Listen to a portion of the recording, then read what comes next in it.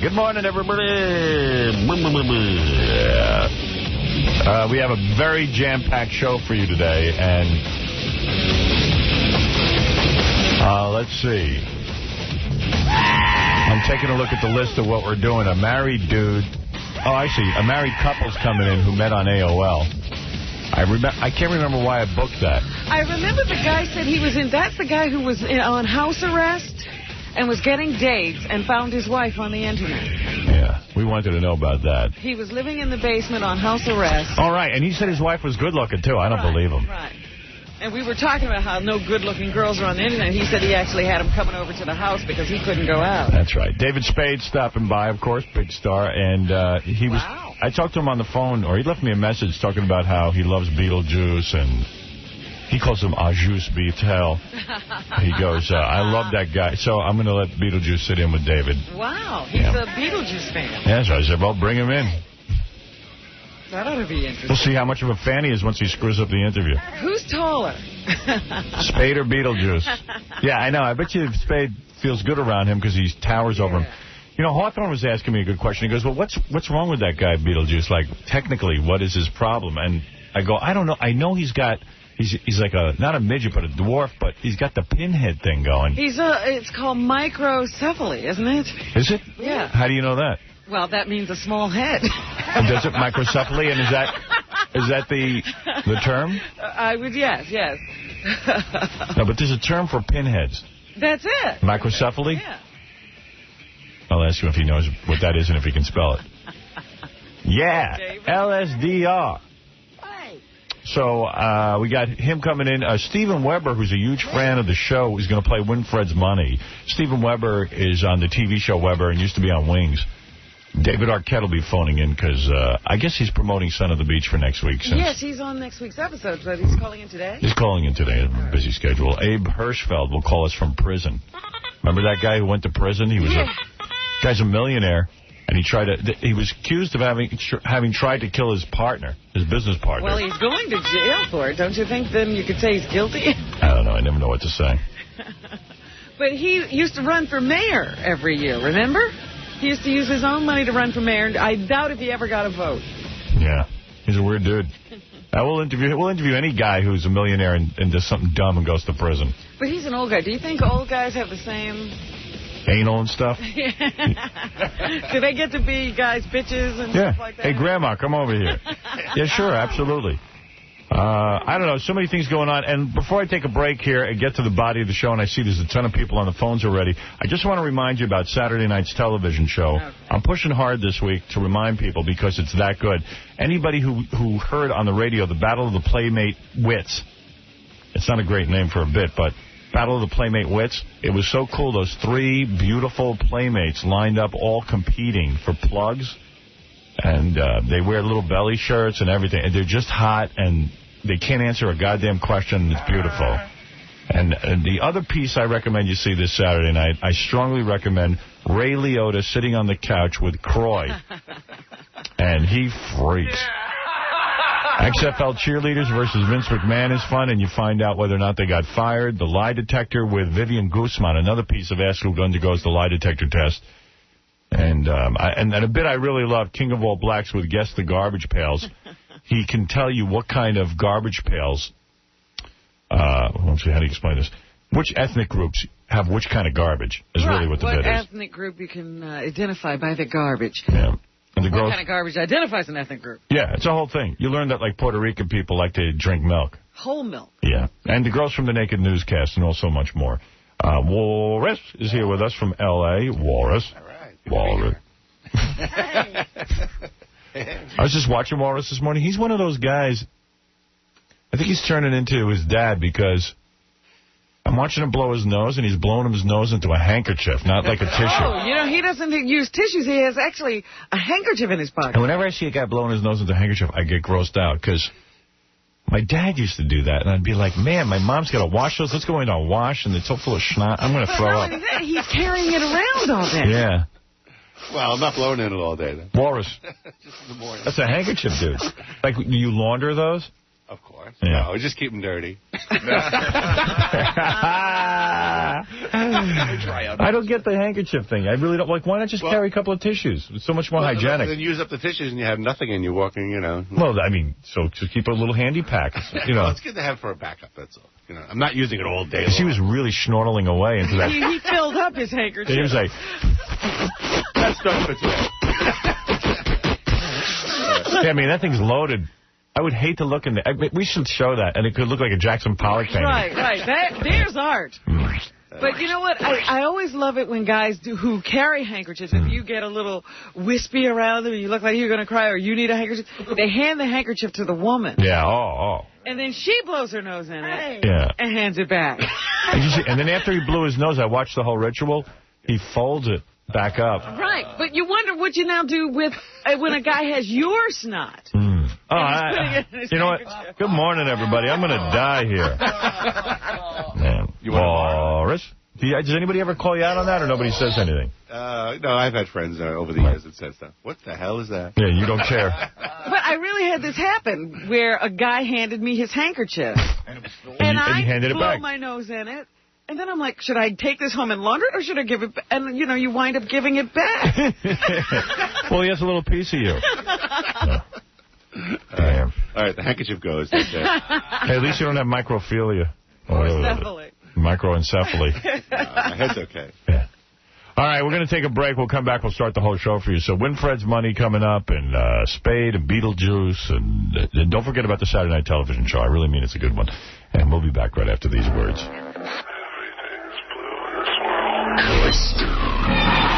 Nobody should complain. If you do not like it, turn them off.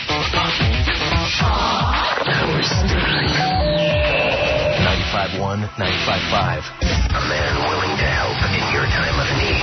Every year, we help hundreds of men find love, romance, and committed relationships Wild hair. with ladies from Eastern Europe. About getting you laid. And we're confident that we can help you. Stern.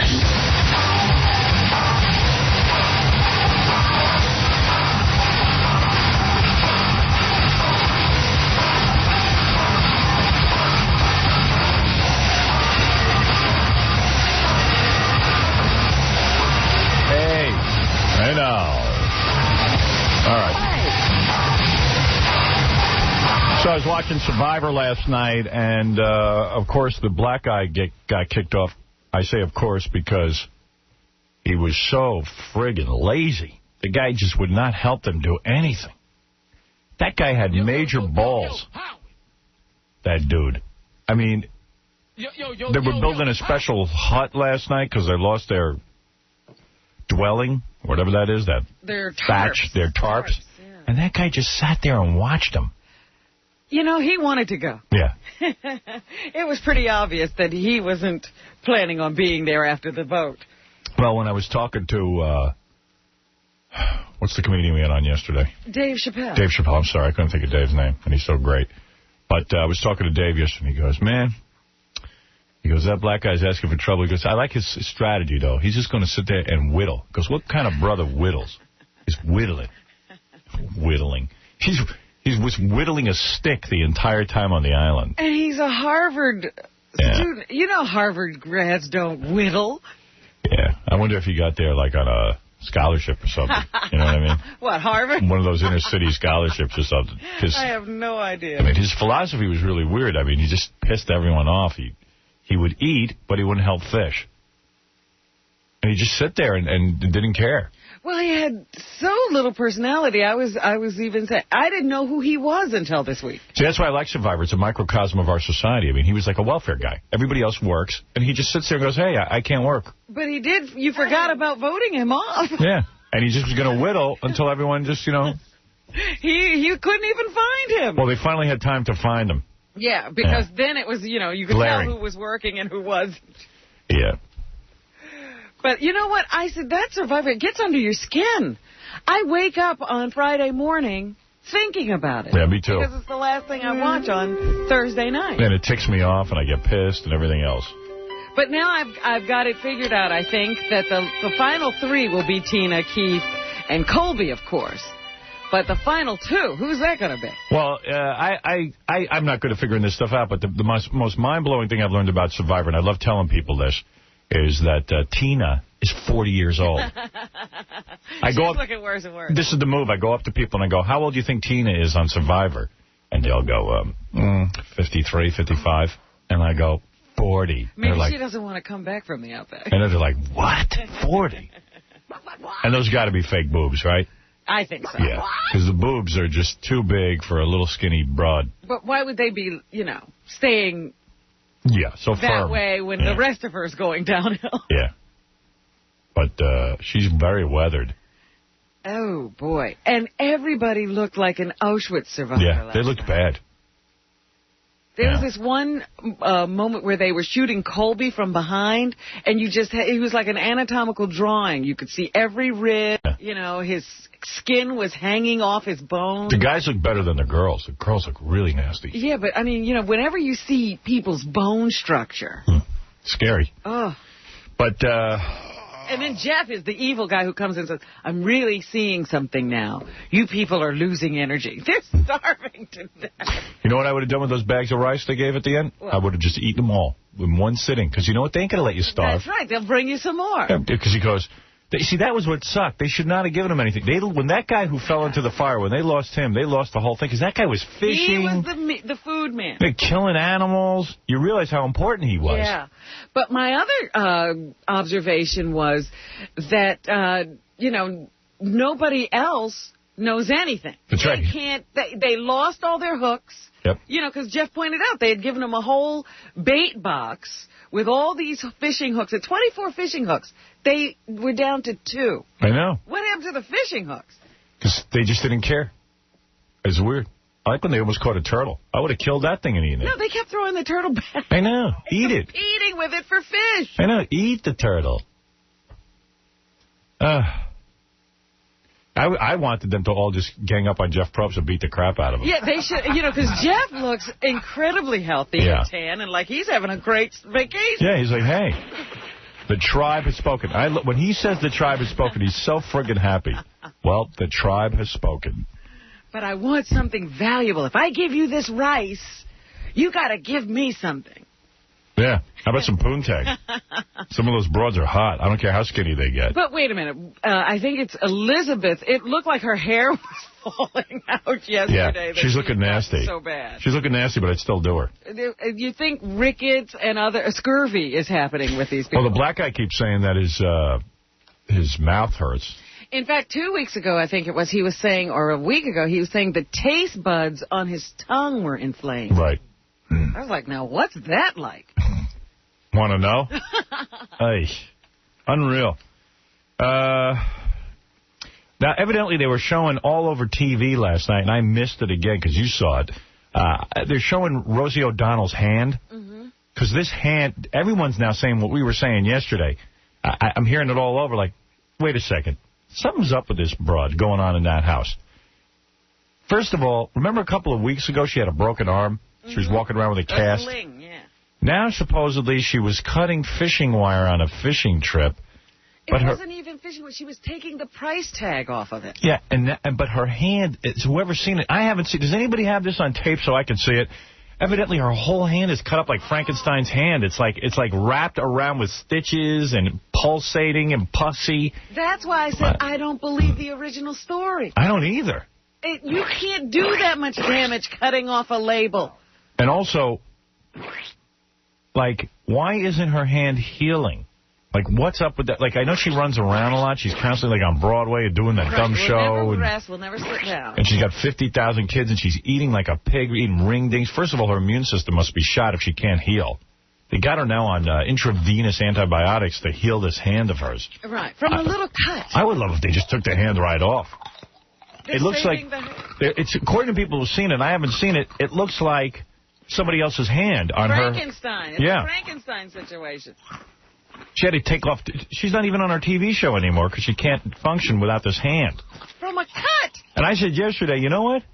That hand, for a lesbian, that's her penis. Because what else has she got to use on a chick? Someone was arguing with me. Said, oh, well, she's got her right hand. I go, okay. But don't you want both hands? I mean, to put you at full force with a lesbo thing? You know, her wife is very concerned. Yeah. I mean, what is the wife doing for fun? She's being robbed of her marital rights. Ron Zimmerman wrote me a note, and he says, you know what her children's names are? What? Liberace and Ellen. Oh, stop it. Yeah. He's a funny dude, man. It's true. Well, what other names did he give him? I got to remember. It's just unbelievable. I said, that's the funniest thing you ever wrote to me, dude. Liberace and Ellen. Like the kids all have gay names, too. That would they're just be... named after gay people, famous gay people. Yeah, I'll find out later. I'm not going to look for it now. So anyway, that's Rosie's hand. Yeah, it is a big concern that somebody winds up on intravenous medication from a hand cut. Yeah. That's because she's so goddamn unhealthy. When you get that heavy, you can't heal, I think, because your immune system's so shot. I know when I was heavy, I could never even get rid of a cold. No, Howard, come on. I couldn't. That is very strange. So what do you think that really happened there? Something's going on in that house. You know, the people who don't heal are like diabetics and that. Right. She got something like that going on? Yeah, well, she's so fat, you know, she's got a lot going on there. She's using a dirty handkerchief, that's what it is. She blew her nose. She's using Walrus's dirty, filthy rag. Who knows? I'm throwing that out. Yeah, really, you ought to go to tissues, dude. There's nothing grosser than watching a guy blow his nose into a hanky. Just, hey, listen. That's it. All right, so, where was I? Okay. Rosie. Yeah, right. I'm just going to go and take a few phone calls right now. By the way, did you see the name of the Chinese pilot that's missing? No. Wong Wei. Wong Wei? Really? Is that true? That's true. No, that's not a joke. That is not a joke. I was listening to ABC News last night, and they just, yes, the pilot, Wong Wei. Wong Wei. And there he is. Let's go to Jason. Jason, you're on the air. Hey, Howard, what's up? Hey, man. I just wanted to see if there's any updates on this whole Crazy Cabbie Angry Black fight, like where it's going to be held and stuff. I took Crazy Cabbie's phone call last night. I talked to him about it. Oh. Yeah. He's got some sort of secret, he told me, about He Cab. didn't tell you the secret, or he did? He did. All right. He did. He told it to me. I'll tell it to you. No. It doesn't make a difference at all. I know. I heard the secret, too. Yeah, the secret is he's taken 15 years of martial arts. And so what? They're going to kick the guy. Yeah. He can't use his feet in this fight. No. So he's like, dude, I've taken 15 years of martial arts. He goes, dude, I'm going to take this angry black, and I'm going to kick his ass for anyone who's mad at any angry black guy. He's like turning it into a whole thing. It's a racial thing. Yeah. Yo, Howard. Yeah. Is this Angry Black guy, is he a big guy? Or? No. He's not a big guy, but he's very muscular and fast and athletic looking. Solid. And angry looking. Who'd you put your money on? Angry black. Even with the 15 years of martial arts training. Please. I had 3 years of martial arts training. You could kick my ass anytime. Do you think Cabbie was diligent about his training? Look at him. He's a disgrace to his own body. If you go once a year for 15 years, is that 15 years of training? I don't know, but his body is completely distorted and distended. I would like a demonstration of his martial arts. I want him to come in and do some kata. Yeah. Howard, don't you think fighting, a lot of it is in your head, like if you think you can win? I mean, Angry Black came down here and was ready to fight Chuck Zito. So don't you think that means he can but he looked at Chuck and then he just said, I'm getting out of here. Yeah, but he was, I don't know. Well, listen, I told you my money's on Angry Black. I think he's going to win. What's going on is this. I don't even know if I could turn this into a pay-per-view event because it's just too friggin' complicated, and I want to see the fight already. Mm-hmm. And so we could just get it on TV on our syndicated show and on E. I guess you'll just have to wait for the actual... Yeah, and we'll do the play-by-play on the radio, so you'll know who won, and you'll hear the whole thing. And then the next 2 days, and we could have a turnaround in 2 days and have it on TV. Mm-hmm. Yeah, but it would be cool to have an audience, you know? It'd be great. So what I'm trying to do is, I either want to do it at Madison Square Garden, but Don's telling me, well, that takes too much work, and we got to get the Madison Square Garden people, and blah, blah, blah. I said, you know, it would be really cool if in each city we put up a big, like screen? we take a 20,000-seat venue, put up a screen, and let people watch. Wonderful. That's too complicated. No. All my ideas are too complicated. It's too hard to do. Yeah. What about the internet? No good? Internet, you can't. You got to understand what the internet is. The internet is so expensive to do a broadcast on it's almost like for every 8 people who want to watch, you got to have a server. If we did a mass viewing, we'd have millions of people tuning in.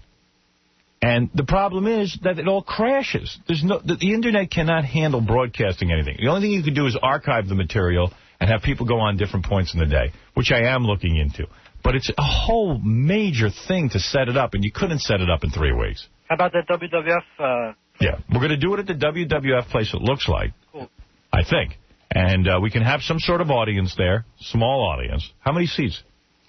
They think that we might be able to do, like, I don't know, maybe 250 or something like that. Yeah, like a small audience, and then we can do our celebrities will be there, guest interviewers. I could have different events going on around it, but that's it. I mean, and we'll get it on the radio, and let's see these 2 guys fight. Yeah, let's even have somebody... What are you saying? I said I'd pay to see it. Yeah. Let's even have somebody sing the national anthem. Well, that's what we're working on.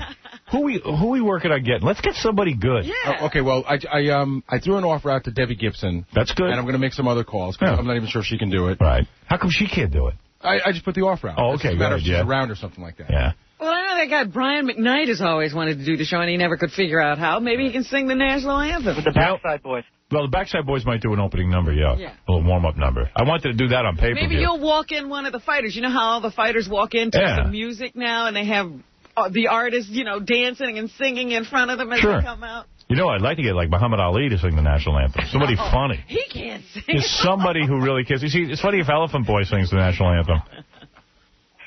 That's my point. Yo, Howard. Yeah. One more question? Yeah. The private parts of the movie, you got any plans to put it out on DVD? Private Parts is out on DVD. Oh, it is? It's been out for years. Oh, I didn't even know. Yeah. All right, well, that's all my questions. Thanks, Howard. All right, later. Love you, man. Yeah, love you. We're talking about who we want to be the referee, and I was talking to Arthur Mercanti and his sons, but also Mills Lane might be available as well. Wow. And I was thinking maybe Arthur could be a judge and Mills could be the referee.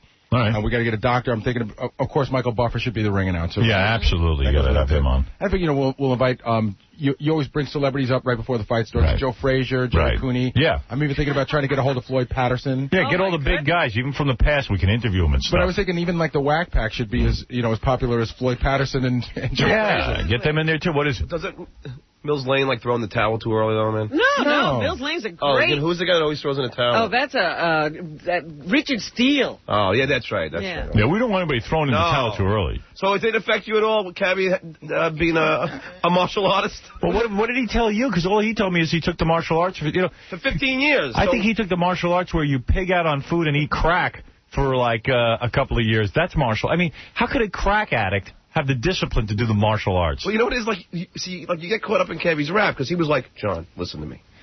I've taken martial arts for 15 years. Yeah, what everyone doesn't know. I'm going to kill this guy. It's not even going to be close. Right. So then I'm like, all right, well, maybe he knows something I don't know. Howard, I got some guy that's got my ear and is constantly telling me that he thinks that Cabby is the world's biggest liar about every single thing he says. Right. He thinks he doesn't think Cabby's ever done gay stuff. You don't think Cabby's doing gay stuff? I do. I don't think you lie about that. I said to the guy, that is a long way to go for attention. Yeah. Absolutely. A guy would never admit he would do that. Does he think he did crack? And he was in rehab? That he thinks. Yeah, that he believes. He keeps telling me, he goes, listen, the guy's a loser. Right. He goes, he's got no life. And I said, well, that's why I believe he did gay stuff in the back of a cab with a guy. Nah, he did it. He ain't that good an actor. No. Yeah, I mean, listen to that. And now, the adventures of Crazy Cabby. When we last left, Cabby posed this question. If someone's bisexual, does that mean they're gay? Yeah. Yes. Yeah.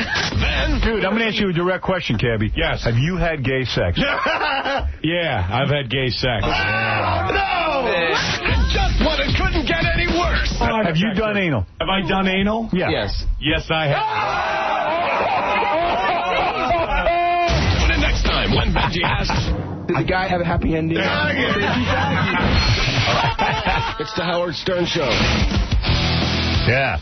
So that didn't sound like, either he's the world's greatest actor. I believe him. And do I believe he took martial arts for 15 years? No. That I don't believe. Do I believe that he can even do martial arts? Absolutely not. You tell him to come in here and do one kata. I want to see it. And then he'll say, oh, we didn't do katas. I didn't do that kind of martial arts. Well, martial arts is you study kata. It's a very serious discipline. And he does not look like a disciplined fella. I don't even believe You know, we've got his DD-214 from the Army, but he doesn't even look like a guy who was ever in the paratroopers. Yeah, how did he pass the physical for the Army? Well, he must have been a lot thinner then. He keeps telling us that. Yeah, I believe that. So your money's on Angry Black, then? What? So your money's on Angry Black? Yeah, my money's on Angry Black. I'll take any bet you want. Come on, John, 500. You take Cabby, I take Angry I don't want Black. to bet on Cabby. I want you to talk me out of it. No, I want your money. Do whatever you want. He's going to be a major underdog Yeah. in this fight in the betting. Well, you know what we're thinking of doing is having some boxing dudes come in and evaluate Cabby's skills and Angry Black's skills, just so we can come up with a betting line. Yeah, because this is both of them are unknown entities. Exactly. And all we know is Angry Black could be, but he doesn't seem like he's faking anything. And then Ronnie, the limo driver, said he saw Angry Black out there just doing some moves in the hall because they were taping him for E. And he said the guy has blistering speed. Yeah. But and he boxed amateur and had a pretty good record. He says. Yeah, that's what he says. And shadow boxing and real boxing are two different I things. understand, but we haven't seen Cabby do anything but eat. No, the only thing... And take crack. Cabby beat High Pitch Eric. Hold on. In a race. He beat Fred. No. In what? And with Fred's money. Oh. That was a fluke. Where's the correlation? Well, he always says, so he seems to win. I don't know. Not on that. Look at him. Is he a winner? Much different physical stuff. I don't know. You want to bet on him? I don't know. Because I'll take the bet right now. Let's tally up his losses, John. He did crack. He's been fired 1 million times. His fiance left Plus, him. and I hate to say this, he's a white guy. He's a white guy. And you know what? That was Rocky Marciano. Oh, come on. Yeah, Rocky Marciano was a freak. I think Rocky Marciano was black, and I've heard that from many people. Well, he's Sicilian. He's Sicilian. He's partly black. But a white guy studying the martial arts for 15 years equals the fighting skills of an 11-year-old black child in Harlem. I'm telling you, because you know what the difference between guys who study martial arts and an 11-year-old black kid? 11-year-old black kids already have had 50 fights by the time they're 11. You're so crazy. Crazy Cabby's in the dojo practicing with the karate instructor. And pulling his punches. They never really actually get to hit anybody. Dude, I took 3 years of karate. I couldn't fight. I can't fight a girl. I don't think Angry Black is that black kid that you're talking about, though. I don't know. I mean, I think the reason he's saying, Angry Black, he sells a lot of tickets to fights, but he never actually has the fight. Yes. You think he's a black Jerry Cooney? Hey, Jerry Cooney had a lot of personality. But, even you said it. He backed down as soon as he looked at Chuck Zito and realized Chuck Zito would actually take the fight. Chauncey, you're on the air. Hey, Howard, how's it going? Yeah. So this is the deal. We're set up where I work where we could do this for you like it's an HBO special, and it'll be that clear on everyone's computer, and we can do that right now. No, you can't. Yes, we can. No, you can't. Yes, we can. We're set up. No, you're not set up. You have no idea. You would crash in 2 minutes. How many millions of people can you handle on that thing? Howard, half the world listen. And we're ready. No, you don't understand something. You use archived material. You don't broadcast live. Yes, we do. Yeah, he does. But they broadcast live. A lot of people don't tune in at once. If I got on the radio tomorrow and I said, listen, if you want to watch the Crazy Cabby Angry Black fight on the Internet, it would cave and crash. Howard, you don't understand. You want to bet me on that? What's that? You want to bet me on that? I do want to bet you on that. You're saying you have the infrastructure at that crummy website you work at. Get out of here. You know what, Chauncey? For once, I got to tell you something. What? You're insane. You don't even know what you're talking I about. know what I'm talking about. How many servers do you have over there? Howard, when they have $80 million invested. So what? IBM has 50 times that, and they're even telling me it would crash. No, Howard, I'm telling you. Okay, if I'm wrong, I'm wrong. But Chauncey, you're wrong. You're wrong. I'm not going to tell my audience to tune in, and then they're not going to be able to get it. That's not true. That would be checked out in advance. Howard, it can be done. We're ready for it. We know it can be done. It can't be done with your equipment. Yes, Trust me. Bob Meyerowitz doesn't own the equipment to broadcast to millions of people all simultaneously on an event. Yes, he does. He has the equipment to broadcast throughout the day the same show over and over again. No, Big that's difference. Not true. Howard, that's absolutely not true. Chauncey, do you work for a free magazine? Do you work for a free newspaper? That's nothing to do with that. Do you work for a free newspaper? Yeah. Just answer the question. Do you work for a free newspaper? Yes. All right. Who do you think knows more about broadcasting, me or you? You know nothing about the Internet. You know about radio. No. I know everything about Internet. No, you don't. I've been on the Internet before you even knew about the Internet. No, Howard, you don't know about You don't know about the Internet like I do. I'm telling you, Just don't say... Chauncey has it, you know. You don't think I've met with every top expert in the field of Internet broadcasting? Well, but you don't know anything about my company. I know about your company. Why wouldn't all these people who've already tried it be coming to you guys then, Chuck? Why do you think the Fredericks of Hollywood... Victoria's Secret. The Victoria's Secret thing failed. Why do you think that failed? What failed? Victoria's Secret. Why do you think after 100,000 people went on it crashed? You don't have the... to save money, and that's No, that's not why. They don't have enough servers to handle that kind of... Howard, if you just checked it out, I'm asking you just to check it out, you will see. Your company is smart at one thing. What's that? Stealing my radio show. No, and putting it on their website. That was dumb. That was dumb. Right. Look, here's my contention. Chauncey, they're doing this all the time. They have those operations. Why isn't everybody coming to you guys if you guys could do it? They are. Please, I haven't heard one thing. Yeah, what's your big event that you guys did?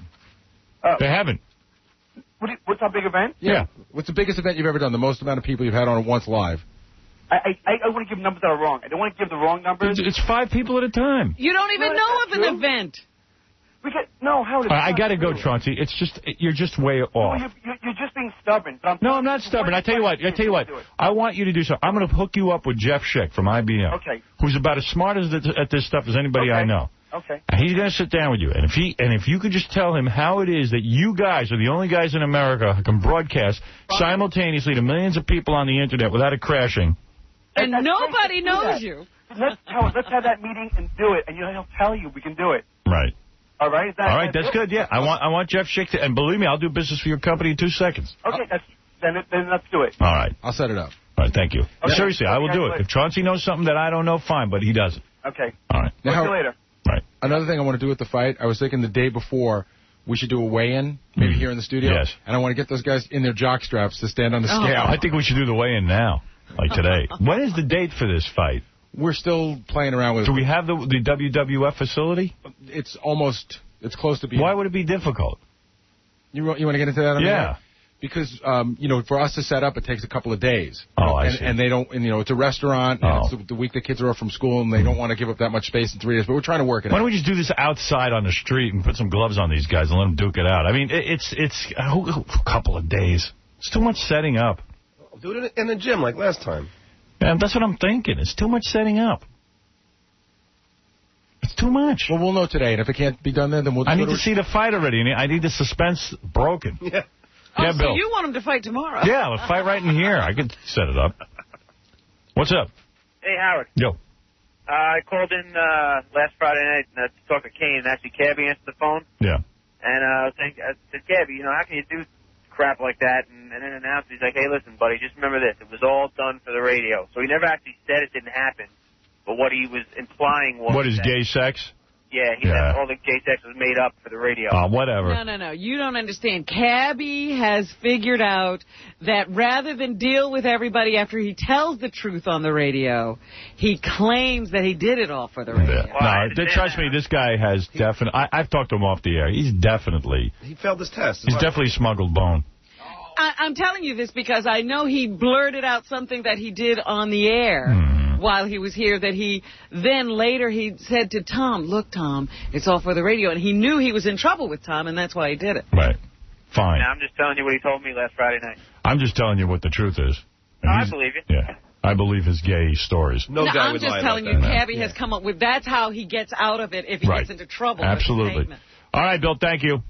Yes, Marianne from Brooklyn. Hi, Howard. I love you. Hi, honey. I'm from Brooklyn. Yeah, I know. Can I sing the Star Spangled, the national anthem? Oh. There you go. Oh, say does that Star Spangled Banner yet wave? Oh, she's got to do it. Yeah, you got to do it. Howard, all I need is Howard RD and CBS TV. Howard, put the Crazy Cabby fight on Saturday night. Everybody will watch it. No big deal. You got it. Now, Howard, yes. It's Rosie's middle finger, and it looks like X's, just like big X's. Yeah. And they said she was flashing her middle finger so much, that's why it got infected. I think that she needs that middle finger more than anything. What do you think about me singing, Howard? Come on. I'm considering it. I think it's a good idea. Oh, say, come on, Howard. Sing it. Oh, say does that star-spangled banner yet wave for the land and the free and anything for Howard and Robin, you see. Oh, isn't that beautiful? Howard, Thank you. I love you. I love you. I love you, Robin. Oh, she's beautiful. I tell you, we got to get her to do it. Yes, I think she just booked herself a gig. That was a stellar audition. She's way better than En Vogue. Right. Okay, one call, and then we got to... All right, Bobby, go ahead. Then we got to take a break. Yeah. Here's the thing. The nigga's going to lose. You get what I'm saying? Why do you say that? Because he's talking too much. Too much crap? I don't want to curse on the air. He's talking too much nonsense. You know, persons that talk like they know how to fight don't know how to fight. Muhammad Ali. Black guy. Yeah, it is a black guy. People that know how to fight they just fight. You understand? Muhammad Ali used to talk a good game, and he knew how to fight. He didn't talk about. Well, that was a special situation. Now, listen to me. I mean, I must have had 40, 50 fights my whole goddamn life. Right? And the ones that talk the loudest went down the fastest. Yeah, who did you fight? Your wife? What? Who did you fight? Your wife? I fought your wife. What do you want to insult me? No, I'm just saying. 40, 50 fights with who? What do you know? I was in the Golden Gloves. And oh, really? All right. I fought pro. What's your name? Bobby. Bobby what? You ain't going to know the last name. Why? I haven't gained any notoriety, but I kicked some ass in my time. What's your name? Bobby Chesman. What era? I'm sorry? What era did you box in? Oh, man. What era? Yeah, 20 years ago, 5 70s, years? in the 70s. Yeah. What weight classification? And I was a heavyweight. I am a heavyweight. Who is the most well-known fighter you ever fought? Hey, listen. Most well-known fighter. Who is the most well-known fighter? Baba Booey? Yeah, who's the most well-known fighter you ever fought? No, who's the most well-known fighter you ever fought? That's a legitimate question. Legitimate question. All right, let me think. I don't remember. Yeah, because you didn't fight. They punched that right out of it. Listen to me. I'm just telling you. What's the best fight you ever had? Here's where it's at. Name one of the guys you fought. The people that were nobodies, and I was a nobody. But I could handle myself. So I could eat those two guys for breakfast. But I'm telling you, the fat white boy, he's going to catch him. But he's talking a big game, too. So what? He's talking loud as well. Who? The white guy. The fat white boy. Guy, listen to me. Anybody that weighs anything can hurt you when they hit you. That's a simple thing. If a man smokes crack, he's eating yodels, I don't care what he's doing. He hits you with a shot, you're going to feel it. You're going to go down. So you're saying the weight advantage, 100 pounds. I mean, I don't know who this other guy, you're saying he's in shape. He is. But if a guy doesn't know how to box, right, he's throwing a bunch of punches and he keeps missing, is he going to get tired quick? No. You damn right you get tired, but here's the thing. You throw a punch, and you land that punch, you're going to do so. You don't have to have to throw All right, well, here's a guy that says... wait for this guy. Here's a guy who says Crazy Cabbie's going to win. He's going to take his shot. Listen to this. What? The black guy going to... What's the black man weigh? 100 pounds less, at least. Yeah, but what does he weigh? 180 or something? No, I'd say about 160, 170. Yeah. 160, 170. Man, you know, he could hurt you too, but... And what does Cabbie weigh, 300? Yeah. The point is, listen, I mean, I'd like to see the black man win, quite frankly. Right. But, you know, the bottom line is Eddie G. I'm just going through my black guy. Oh, we have so much time with you. Hey, pretty good. Come on. We got you, though, when you couldn't name any of the boxers you fought. Actually, who am I going to name? Right. The last thing I boxed was a carton of cigarettes. All right, Bobby. I mean, whatever your name is. Eddie G. Bobby Chesman. All right. There it is.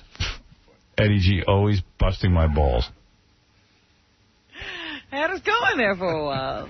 Wouldn't keep it going. No. He always has to announce it to humiliate us. Can't just go with it and let me hang up. All right, I got to take a break. When we come back now, are we going to talk to the married couple who met on AOL? That's right, they're here. All right, because I'm behind schedule already. And then David Spade. We'll be back right after these words. President Bill Clinton has a brand new hobby. From Washington, hello. Hey, great show, Larry. Listen, long-time fan, first-time caller.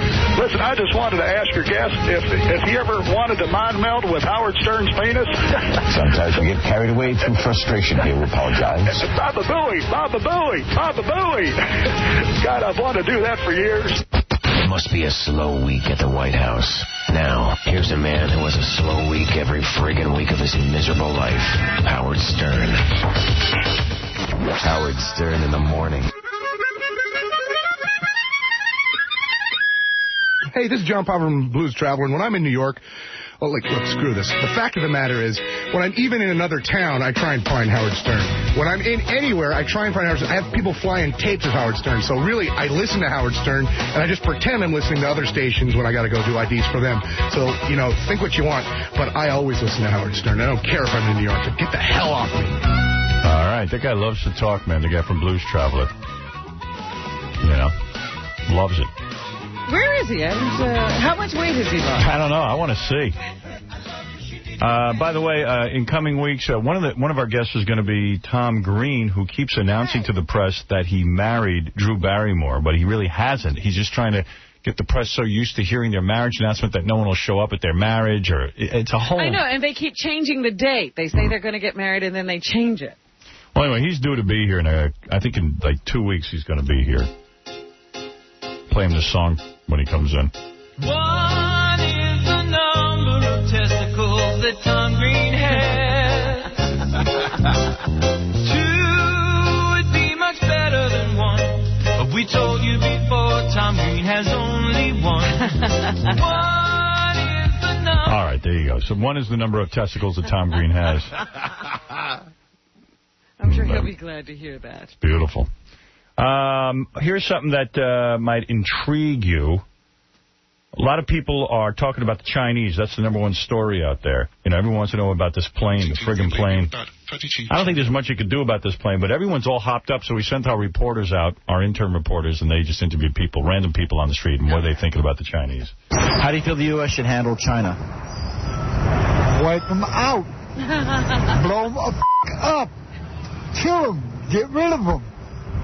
There's too many gooks in the world, man. There's too f***ing many. And there's just repopulating more and more. They're taking over, man. We got to stop them. The only way to do it is wipe them out. Thank you.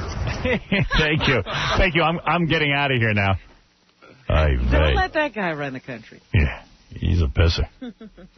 Want to thank, I never thanked this woman enough, but that horrible piece they did on me on MSNBC where they said that all my ratings are going away since I got divorced and I suck. And I don't remember we talked about that the other day. Yes, who is this woman? Well, one of the nice people on the piece was Camille Paglia, who is a feminist who always speaks out for me.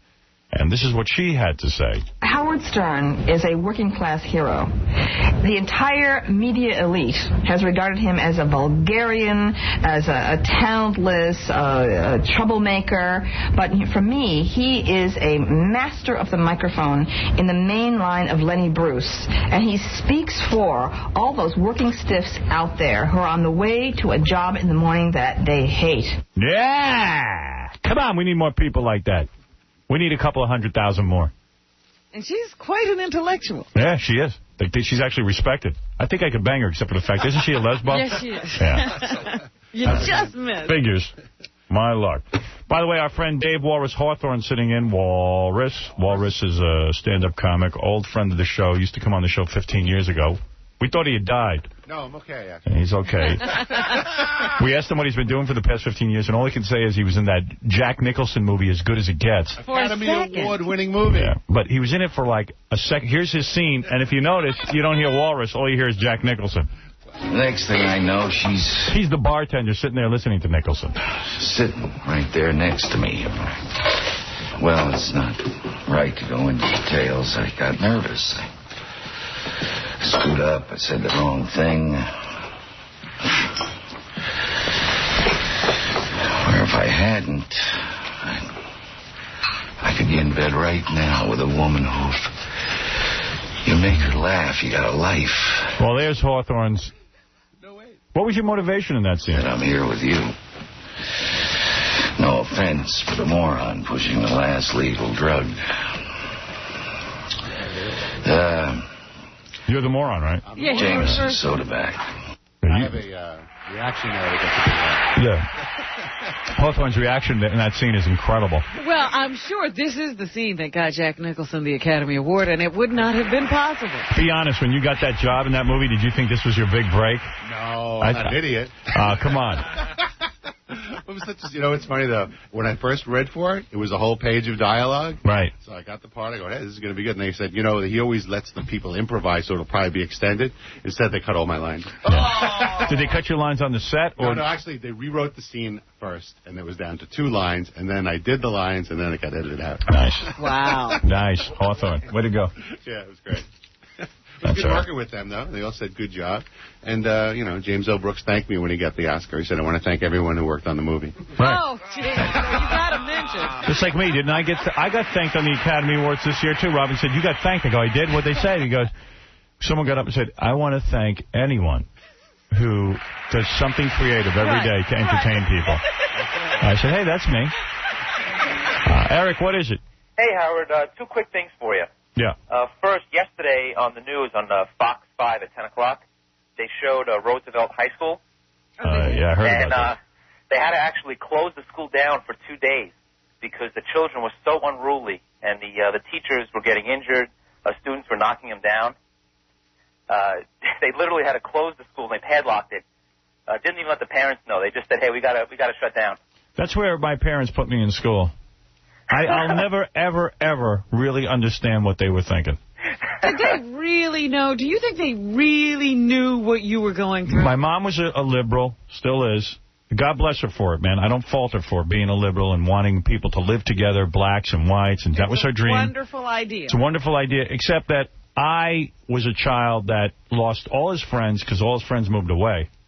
And then, on top of that, black people, angry black people moved in. I mean, they were angry. What can I say? They're still angry. Still angry. And angry at the white man, and I was the only white man. I'll tell you. I was a handful of white people, 3, I think, in the whole school.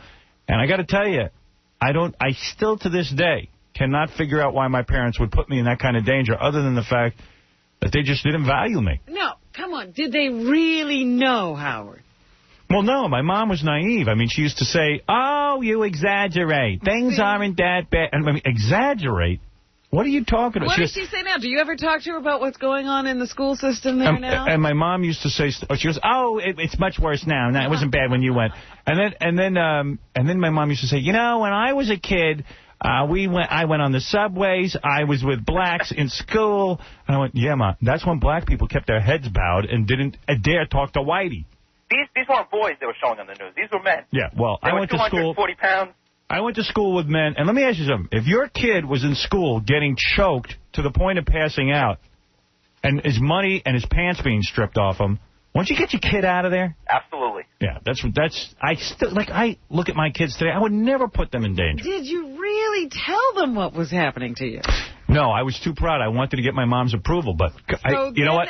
Open your eyes. You really were not completely honest with them, and they weren't there. I guess they couldn't see what was going on. One more thing, Howard. Yeah, you're right. I should have come forward. What parents see? Yeah, they don't. Well, I know for one thing, your parents don't see you.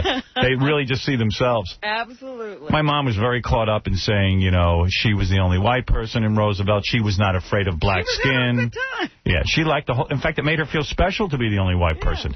I remember she used to go to some of our neighbors and be these old black guys standing on the stoop, and she'd go over and look at their grandchildren and pet them on the head, pet them on the head. Yeah, like it was like Margaret Mead going to deepest, darkest Africa. I mean, it was just like it was. I think she felt special being there. I think it made her feel good. She stood out. She stood out. She wanted to be a princess, and she was. She was the white princess, but Jesus Christ, I just wanted out. I wanted my friends. And my mom would say... What was your father thinking? Nothing. He doesn't think. Oh. My mom was thinking... I think my mom used to say stuff to me that was real weird, too. She'd say, like, look at your old friends from Roosevelt. The white, talking about the white kids. The whiteies. They don't even call you to come over, and they don't call... What kind of friends are those? Mom. And I'm like, oh... Thanks a lot. I remember just...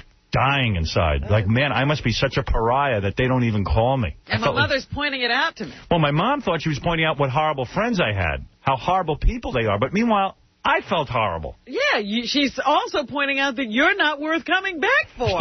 Yeah. Well, I'll tell you, I was a screwball. Then they moved me to the white neighborhood. I was wrecked already. I was ruined. I was just No saving you. I was gone. I couldn't even talk to anybody. I didn't talk for 3 years. Hey, Howard, one more quick thing.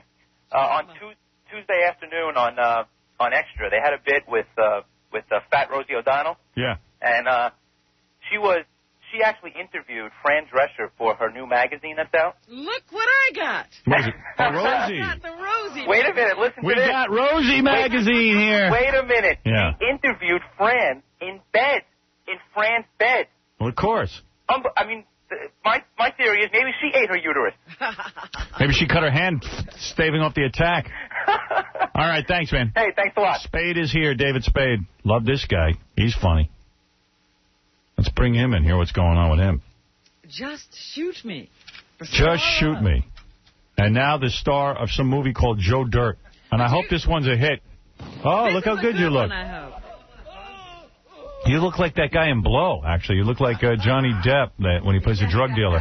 You look a little like the guy in Blow. Yeah, I'll take these off so I don't look like too much of an idiot. Have you seen Blow?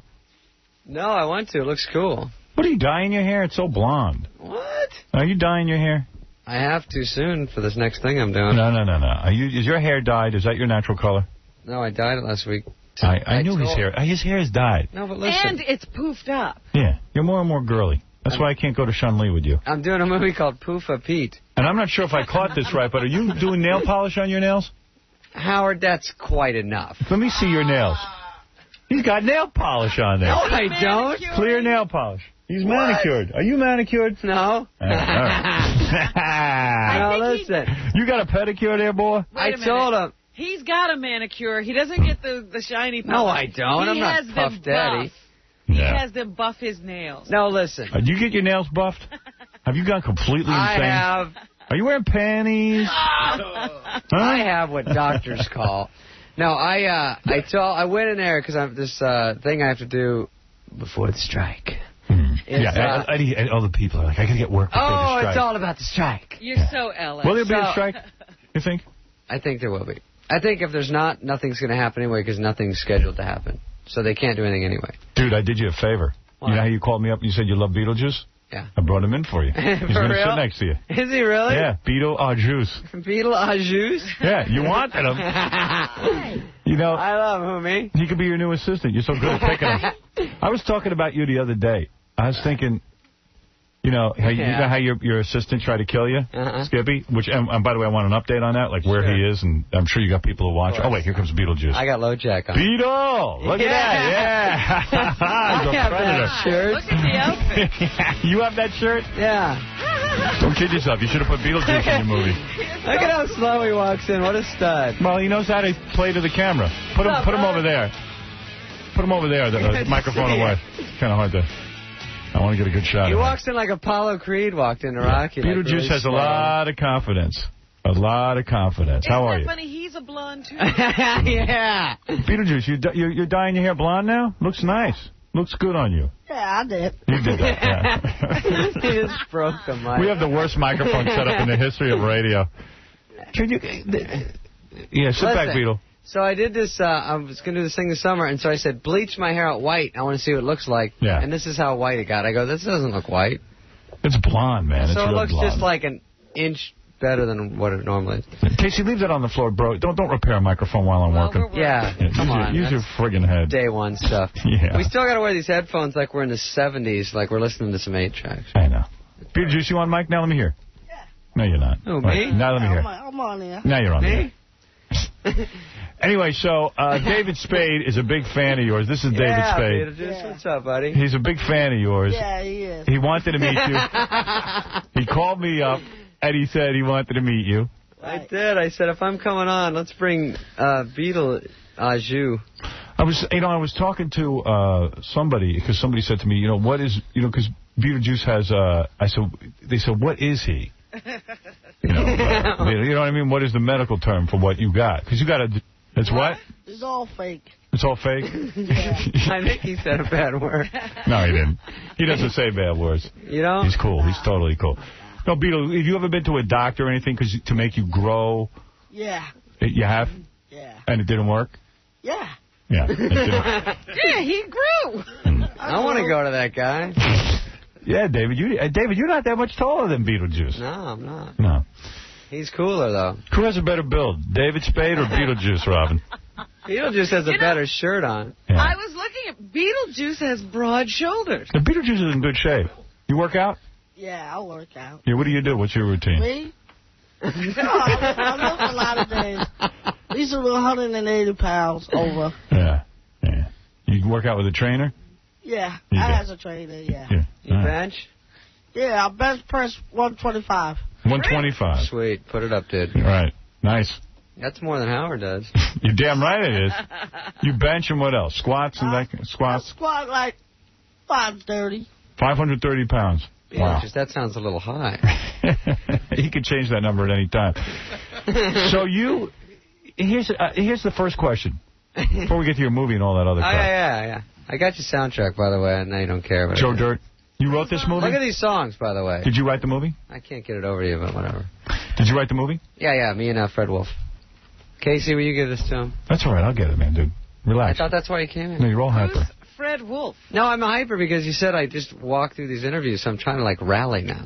Did you do Letterman last night? I did Letterman. It had some good stuff. You guys weren't up, were you? Are you so out of touch that you don't watch shows like Survivor and things like that, or do you watch it? I know about it. You don't watch it? That's on a must-see night, Howard. You're too cool. Contractually, I can't watch CBS. You're too cool for Survivor? No, I got into the first one. The second one, it seemed like it was too thought out. Like everyone kind of knew what they were doing. Like the first one, they didn't know what was happening, and they kind of fell into alliances and all. Yeah. Then the next one, the first day, they're like, I'm going to lie about the coconut, so then later she'll vote for me. So I said, it's too thought out. You know, is this movie so important to you because if this one doesn't work, that's it? Yes.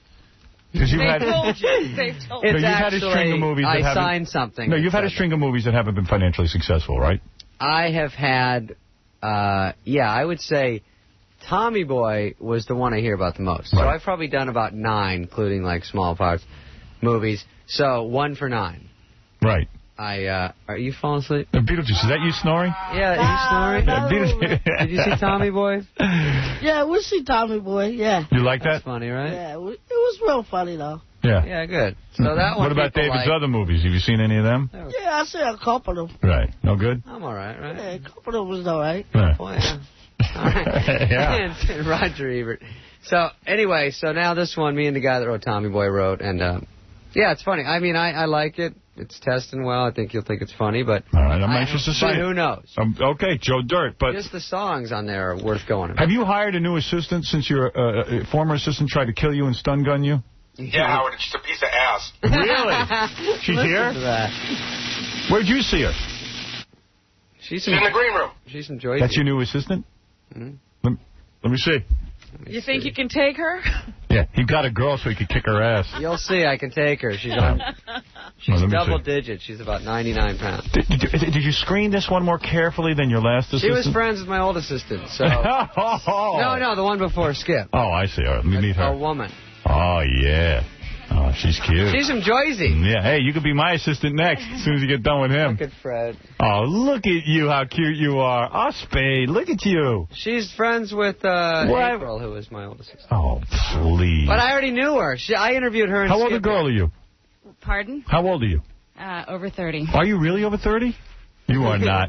It's the Jersey water. You are so way in your you're in your 20s, right? No, definitely not. Have you ever been an assistant before? Yes, I have. She's in the Little Tiny Hiney Club. What's that mean? She's got a little tiny hiney. Yeah, look at you. Yeah, but look at you. Oh, man, dude. Have you banging your assistant? What? You heard me. Is he Doesn't having work that way. No. It does work that way. It's real on the up and up. You want to have sex with him? If he made the move, you would, wouldn't you? You're attracted to him. He's a good guy. Yeah. See that? It's all... Dude, look at this. Answers. You know what happened with his last assistant, right? I've got a 9-volt battery ready for him. You're going to stun him, too. No, you know what happened with his last assistant, don't yes. you? I interviewed with him, and he chose Skippy over me. So that was the first time around. 3 years ago. And by the way, you're really good at choosing, I want to say. I know. Skippy, if we throw out the best and the worst day, he was fine. But wait a minute. He interviewed Skippy and this girl. And show Skippy. Yeah. I thought I should get a guy to carry stuff and to be like travel and. Yeah, and maybe you'll be professional, not be hitting on the guy every minute. And I knew Skippy from Tommy Boy. He worked on Tommy Boy. Beetlejuice, what would you do to her? I ain't got nothing to do with that. You got nothing to do with that. Yeah. Is she your type or not? You like this? She's a type, yeah. Yeah. She's A type. Come on, you wouldn't bang her very hard? Oh, I could have. Yeah. You're all subdued. What's going on? Beetlejuice, I'm playing cool. You're a real man. I'm just playing cool. You're a real man. You know how to have sex, don't you? Oh, yeah, once a week, yeah. You telling me you can't handle this? Yeah. Come on. What would you do to her? I don't know. You know what to do. Wouldn't you have her deliver something to your door and you'd be naked when she walks in? Oh, yeah. Yeah. I see Beetlejuice do that. Yeah, he'd have that shiny shirt on. Beetlejuice calls up Chinese delivery guys. This is the weirdest thing. I saw a tape of this. Guys? He has listen to this. He has a guy come in, like a Chinese delivery guy, right? And then he asks the guy to put the Chinese food on the table, right. And then he just rips off his clothes and starts wiping his butt with newspapers, and then gives the Chinese guy the newspapers. Dang. Yeah, you got to see it. It's more severe and hardcore than any jackass on MTV show, right? You? That's right. It's way hardcore. Howard, there's one where he's naked, he's got an arousal, and he's paying the guy in pennies. Right. And the guy's counting the pennies while Beetlejuice is standing there all hard. That was in quarters. In quarters. Yeah, quarters. I'll watch that show. Why, you never put it in hot water? No. Let it stay for a while. You put it in hot water? What, your ween? You put your wiener? Oh. Pennies and dimes. Pennies and dimes. Oh. All right, wait a second. Let me get this straight. Sounds like a fun date. So you're an assistant? Yes, I am. And what do you do for David? Anything he needs. Damn, look how cute you are. Howard. What do you get paid? What's it cost to have a girl like you hang around? It's never enough, isn't it? Do you live in the house with David? No, I live 5 minutes away. And are you in the house all day?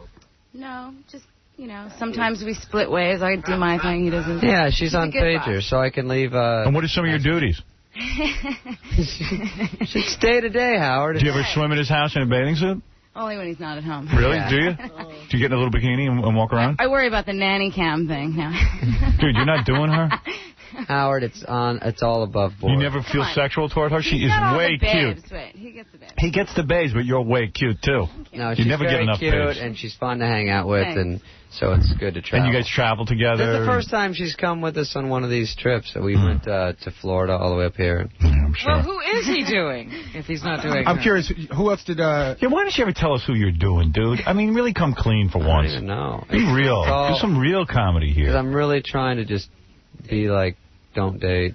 Oh, get lost. I got to tell you, Howard, I saw one David Spade caliber woman one night. I was at the whiskey bar, and I saw him talking to some girl. Yeah, but I've seen him not score. I've seen him not score. But wait a minute, who was it that we just had played a I like tape Baba of Booey. who said she wanted to make it clear that David was just a friend? Yeah, who was that? Yeah, a lot of chicks. Got a lot of friends. Every girl in America. Who? Gina Gershon, was she the one? Gina might have said that. Who wanted to make sure you understood that David was no date of hers. I was out with Gina, and I said, what's with you and David Spade? She said, he is no date of mine. When was I supposed to be?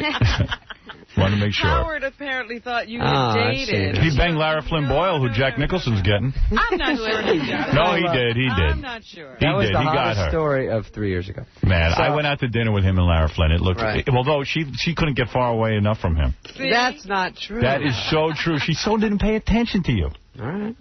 That's your story, Beetlejuice. You don't believe a minute of that, do you? You don't believe in that? Well, you can believe your buddy Howard. I'm telling you, I'm telling the truth. Beetlejuice, he may need some tips about how to handle a woman. Yeah. I might. Just get in your robe and get naked, and when she comes through the door, you just attack her. First, lesson 1, unbutton your shirt all the way. Me? Hey. That's cool. You got it. So you're the new assistant with the belly shirt, huh? Nice.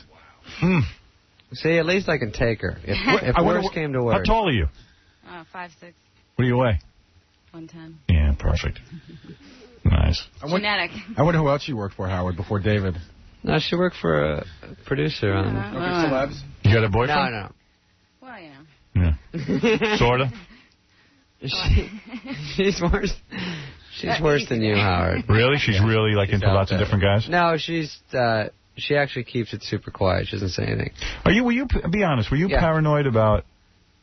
What do you mean worse than me? I at least talk about stuff. You don't. You don't never tell who you go out with. Well, yeah, do you want to... Yeah, and then they call and go... Who's she going out with? You got a famous boyfriend? No. Just a young one. Who, her? Who, me? Do you... Spade, who are you saying? I'm just... Talk about some of the girls you're dating. Come on, man. I know, it just annoys you, doesn't it, when I just go, who, me? And then don't. No, well, talk about something. Well, because I've just been, I'll go out once this thing comes out and I'll have time off. I went from just shoot me. So you don't have a girlfriend, is what you're saying? Really? All the chicks that dig you? There's not that many. When was the last time you had sex? It's been a while. Yeah. Not since Skippy, right? Since he had stun gunned you, if you want to call that sex. Were you scared hiring a new assistant? I mean, you had a really traumatic experience. The guy attacked you. Yeah, it took me a long time. But I knew her, and then April, who worked with me before Skippy, helped me during that because I already knew her. Yeah. So she helped me through it, and that's her friend, and so they would both be with me, and then it was just an easier switch over because I didn't want to interview people like sent me resumes like, hey, I'm not crazy. And I'd go, no, crazy people admit they're crazy. Yeah. And so what is she doing for you? Who? Your assistant. Who, me? Yeah. Howard, do you have an assistant? Yeah, I got an assistant. You know what they do. Well, I know what mine does. I'm wondering what, you do. Well, look, so I work usually on Just Shoot Me, and then I'm working on the... You bring her to the set to Just Shoot Me? Yeah. She comes to set, and then she figures out what's the day, what's got to be done. Are you like in his dressing room during the shooting? It's kind of an office. Yeah, and what do you do there? Use the phone. She can use phone. Do you go down to the set and watch him shoot? Oh, yeah. So that's got to turn you on. When she comes on the set, I bark out orders. It doesn't phase me. But what are, like, David's special needs? In other words, does he have to have, like, black coffee all day? Food. He's got some food needs and seating arrangements. Like what? What kind of food? He just needs... What kind of food do you need? Let her talk. He needs energy. What do you feed him? Protein. Protein? Like what? What do you get him? Protein bars? No, like, he likes avocados and good food. Oh, so you have to feed him specialty items? So I eat... Field grapes, And, what's the matter? Uptight? We're hearing about Coke, no ice. So you should leave so we can interview her. Are you wearing panties? Oh, of course. No, I mean David. It's looking very feminine with that dyed hair. I was going to say, does she carry like a little diaper bag for David? Yeah. Yeah, my assistant used to carry a diaper bag when I did my movie. Your assistant was that was out of control. She had the giant round bag with all these little pockets, and there was like candies in some, and there was fans, and there was mouth breath. I'd be on the set, and I go, you know what? I'm hot. I need a fan. And then a fan would appear right out of her bag, like Felix the Magic Cat or something. Right. I might need to follow her for a day or two. Let me tell you, this girl knew her stuff. Right. We haven't been beating up Lindsay so far because it's been hard to get back in the groove again. So it's mostly by pager and saying, here's things we need to get done today, and then meet me back at the house. So she goes to the house, and I'm not there, and does stuff, and then works out of there. And you knew Skippy, the guy who stun gunned him and beat him up? Actually, I did not know him, but I heard a lot of good things about him. Did you really? Yeah, everybody says how great he was, but I was shocked, really. Except for the one thing. Yeah, it really was true. Did you, seriously, David, did you have to go through some sort of new process in hiring an assistant? I mean, did you like say to people, hey, am I off here? Is this girl seem okay? No, it just is scary to be around anybody. Just because everybody knows so much about your life. Like, Skippy had all the alarm codes in my house. So even the house was locked. He knows he can get in. So did your new assistant have to sign like a special form saying she will never talk about you to the press or anything? Yeah, I think they all do that. Yeah, you signed that, huh? And then they do the book Confidentiality? Anyway. Yeah, you can still write a book. And then they do the book anyway? Skippy's book is coming out, The Dark Side of Bye-Bye. Right. Let's go to Brett. The new movie is Joe Dirt. Have you seen the movie? Yeah, it's really good. It's very good? What, I just want to say this guy is gay. I mean, come on. Which one? What? David Spade. Why? Come on, he hired Skippy over this hot girl. And she is hot. That is. He's got platinum blonde hair. Come on. Yeah, that doesn't help my straight He case. takes it in the face. I can call him like I see him. You know what? Because I am gay. I know what it's like. Well, maybe. Let's go to... Just don't let him talk to me like that. Let's go to Bob. Bob, you're on the air. I don't like phone calls. I know you don't. I do. Go ahead. Hello? Yeah. Howard. Yeah. Am I on? Yeah. Nobody screen me. Bud.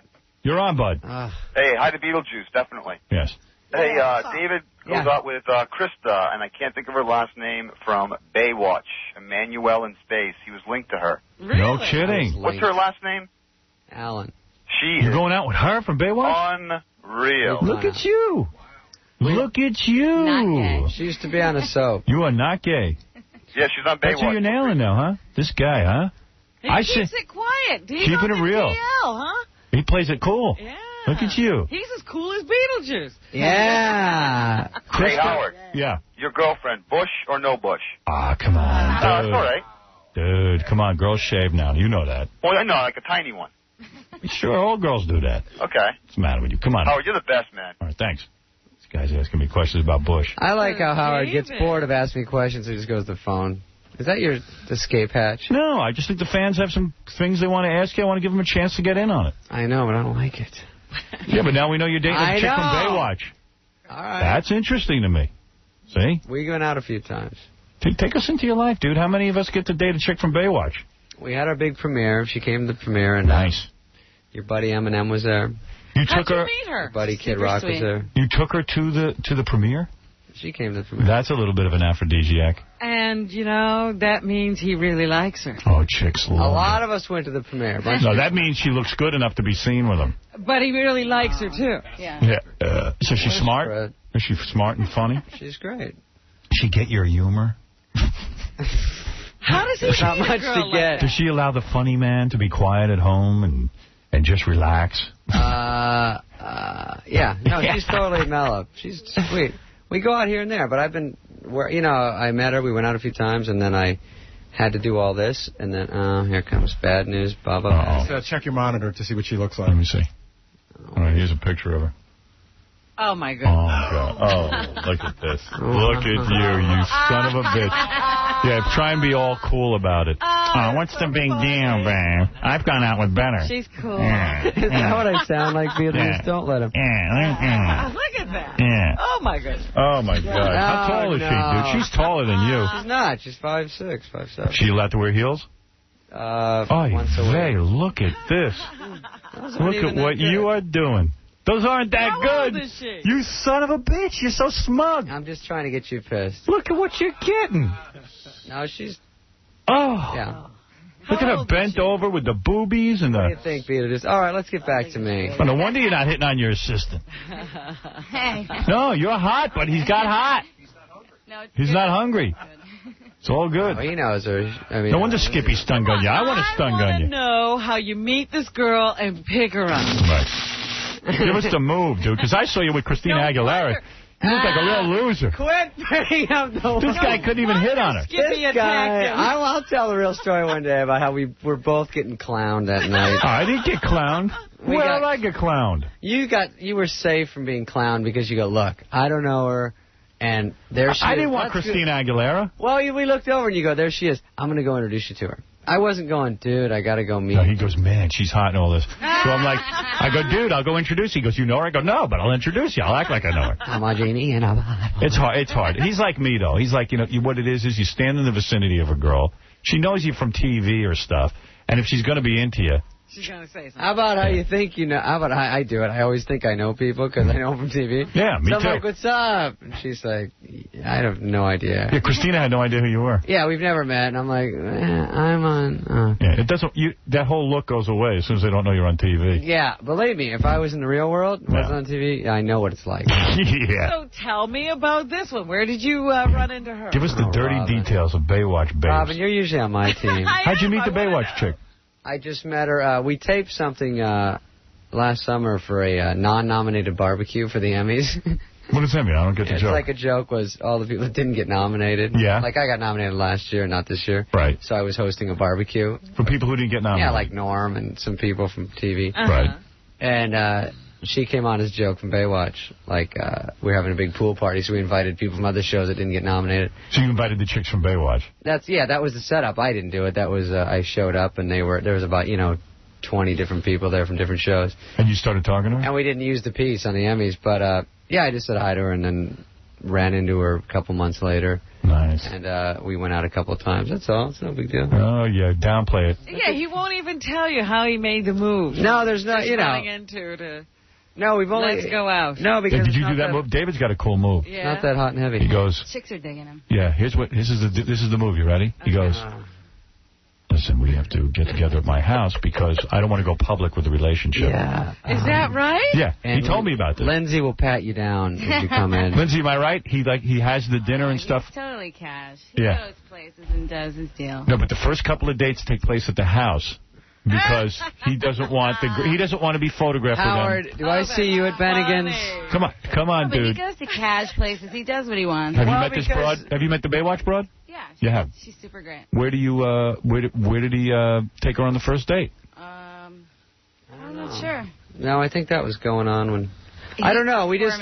No, you know what? It's always... Baywatch. Well, what kind of places can you go? Have you gone away with her yet? Take her somewhere where she can put on a bathing suit. Good Lord. No, she looks fine in clothes. What's it like when you bang that chick? Howard, Give us a... bang every hot girl this side of the Mason-Dixon. Really? And you bang the other side. I don't. Not me, dude. That's you. That's your MO. No, I've gone out a few times with her, but I've mostly been... I finished Just Shoot Me, went straight into writing the next one and promoting Joseph Dirt. So, Brian, you're on the air. Yeah, I just wanted to say, David, Yes, the sir. last movie of yours is awesome. I think. What was your last movie? Lost and Found. I think maybe you ought to do more movies opposed to television work.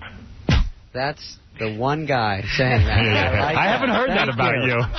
No, that's nice, though. I appreciate it. All right, I know you got to get out of here, so I want to make sure you get the proper Joe Dirt. I'm all right. Well, they told me 7:45, so I'm working within my guidelines. So, Joe Dirt. Yeah. So Kid Rock's in this? Kid Rock is That's your new buddy? I see you hanging out all over the place with him? Yeah. You like that? You like being friends with the rock stars? Well, he did it. You've gone totally Hollywood. How come you don't do a Hollywood Minute right here?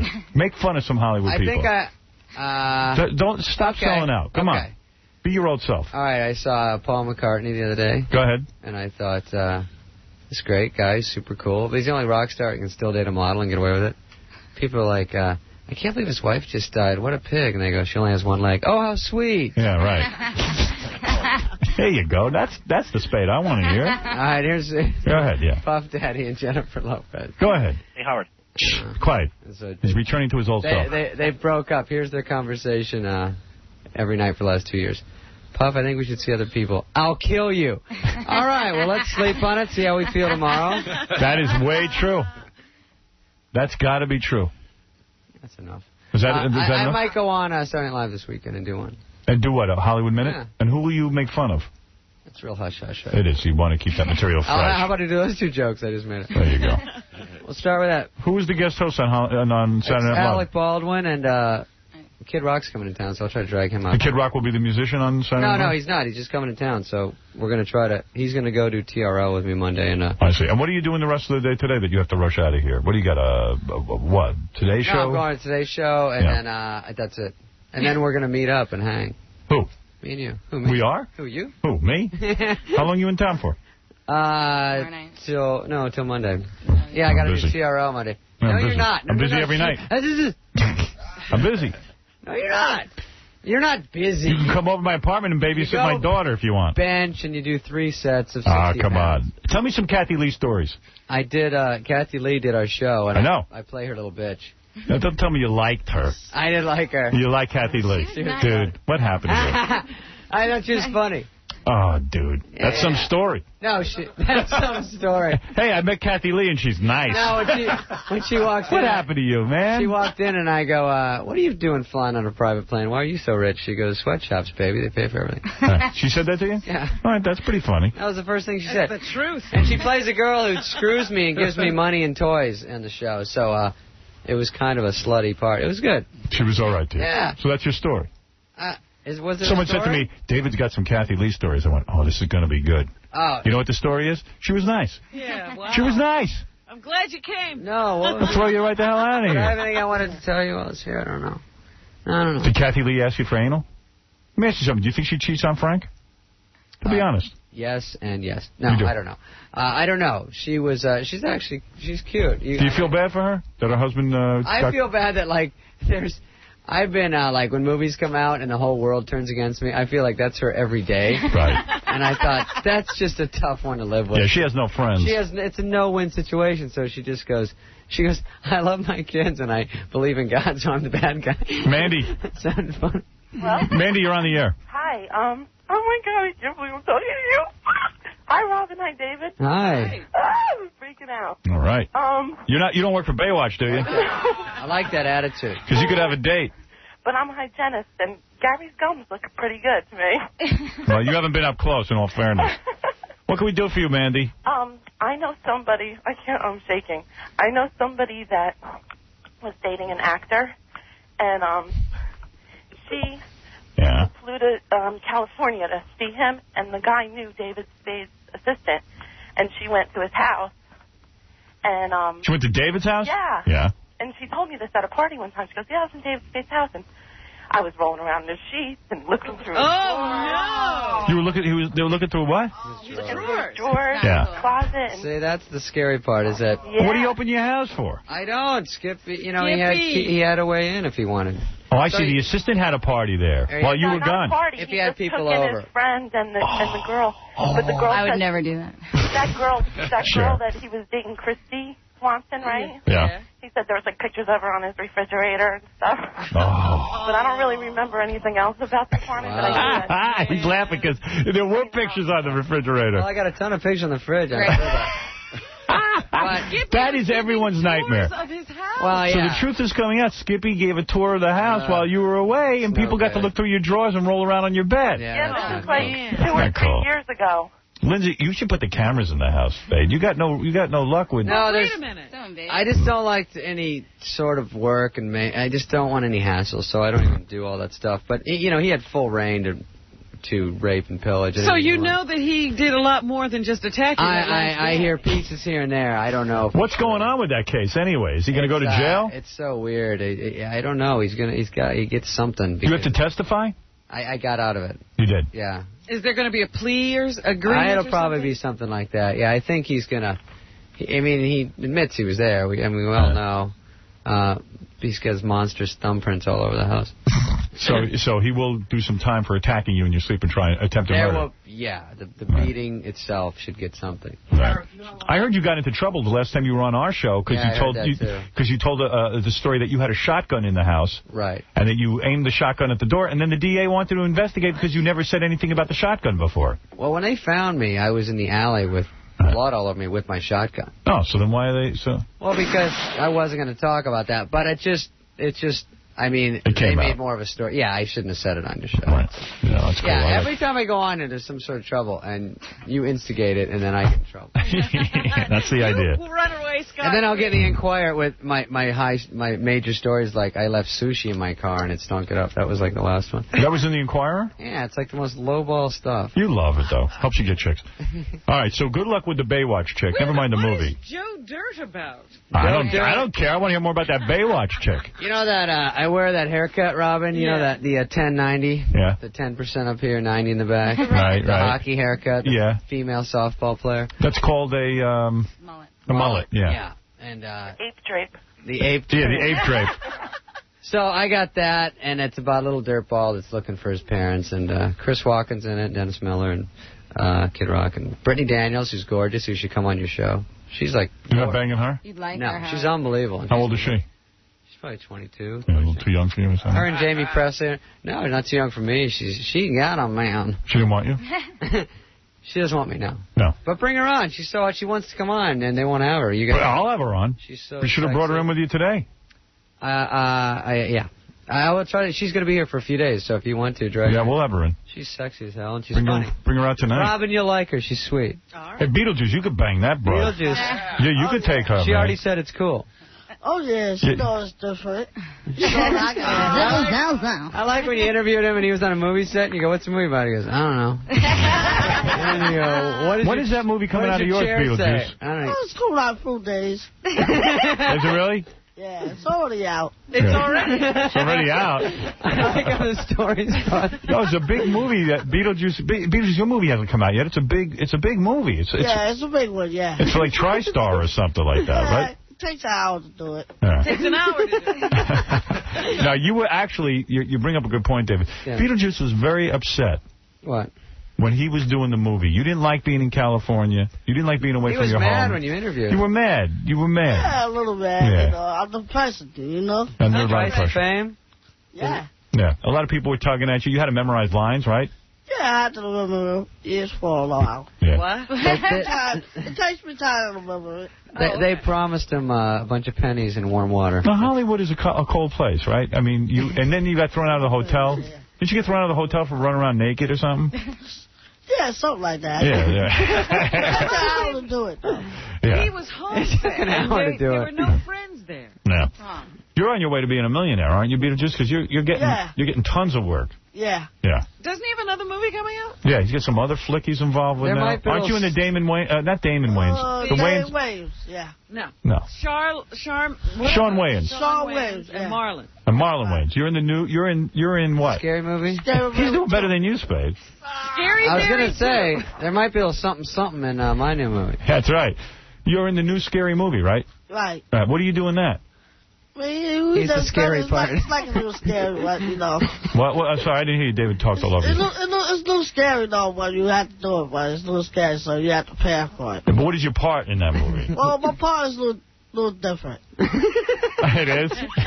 What do you do? He said it's a scary part, and it's scary to do it. Yeah, it is scary. But do you play Beetlejuice in that movie? Yeah, I played it, but yeah. Yeah, but is your part, your name is Beetlejuice in the movie? Yeah, my name is Beetlejuice, but it's a different name. Yeah. You have a different name in the movie. I like Robin. No, I know your name. So intently. No, I know your name is Beetlejuice. Right. Your name is Beetlejuice, but what is your name in the movie? Movie? Dennis. Dennis? Dennis. My name's Dennis on Just Shoot Me. Maybe we should Dennis to flip-flop. shoot me. Oh, that. Right. What? I better go so you guys can figure this out. You do the Stella Adler technique, don't you? Yeah. Yeah, that's what I thought. All right. Anyway, listen. I want to congratulate David Spade on his new movie, Joe Dirt, opening in theaters everywhere April 11th, which is next weekend. It's next Wednesday, actually. I am going for Easter actually, weekend. it is Wednesday. That's right. He's a human calendar. He knows every I'm day. a Holden book. Yeah. What's today, Beetlejuice? Well, it could be Thursday. Could be. I like when he spelled red and he goes YXF.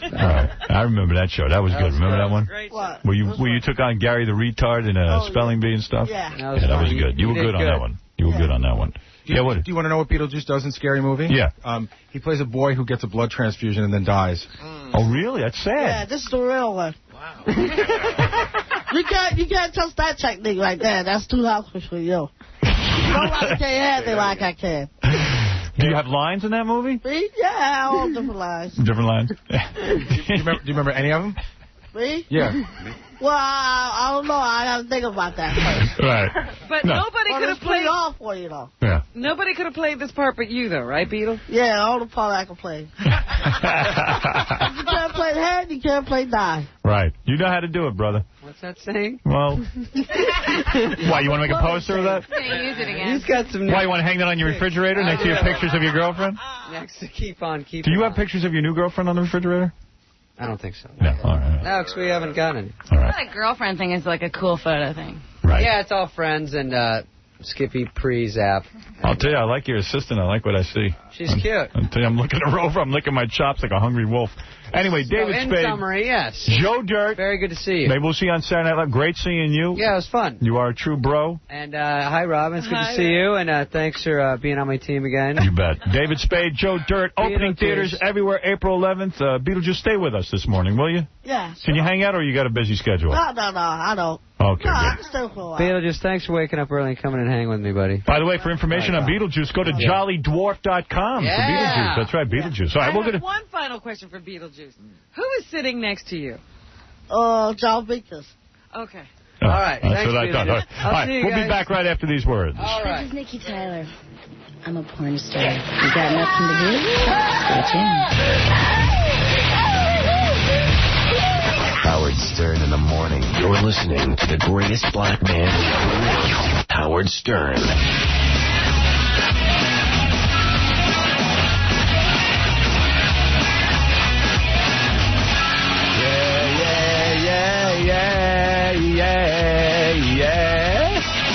All right. Blah, blah, blah, blah, blah, blah, blah. I was looking in the newspaper, and Hillary Clinton is saying that she will never, ever run for president. And I think that's... not funny. I'm just reading that. Yeah, that's smart for her to say because, you know, I think people were just like, not even into her being the senator. They just feel like she's going to skip over that and go right to the president. Yeah. That, by the way, doesn't mean she's not going to run for president. It's smart to just say that to get people off her ass. You know? Can you really believe anything a Clinton says? Right.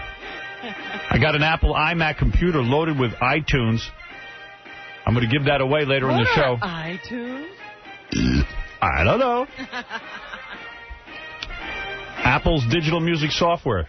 That's what it is. It lets you organize your MP3s in one library. Oh. Little Apple iMac. Very nice computer. iMac, beautiful. Beautiful. Got a big show for you Saturday night. Don't forget to tune in. Battle of the Playboy Playmates. It's great. 3 of the hottest chicks you're ever going to see sitting there, and they can't answer one friggin' question, and it doesn't matter. And to see them puzzle over great. simple questions is hysterical. And you've never seen television like Ray Liotta sitting on a couch and Croy sitting next to him and her belly hanging over her belly shirt, and he just cannot figure her out. It is just a lesson in paranoid television because he's sitting there going, who is she and what are they doing to me? Yeah, he's trying to listen to your questions, but she's sitting next to him. Marvel at the body on Vivian Guzman, who's from Moral Court. She takes a lie detector test as to whether or not she's really in love with me. And Guess the Garbage with King of All Blacks. You know, the usual rundown, but this stuff is just exceptional. I want you to watch The Girls from Naked News, too. That's good. That's a good segment. So we got a lot of good stuff going on this week on the Saturday Night TV show. Have you ever tuned into Naked News?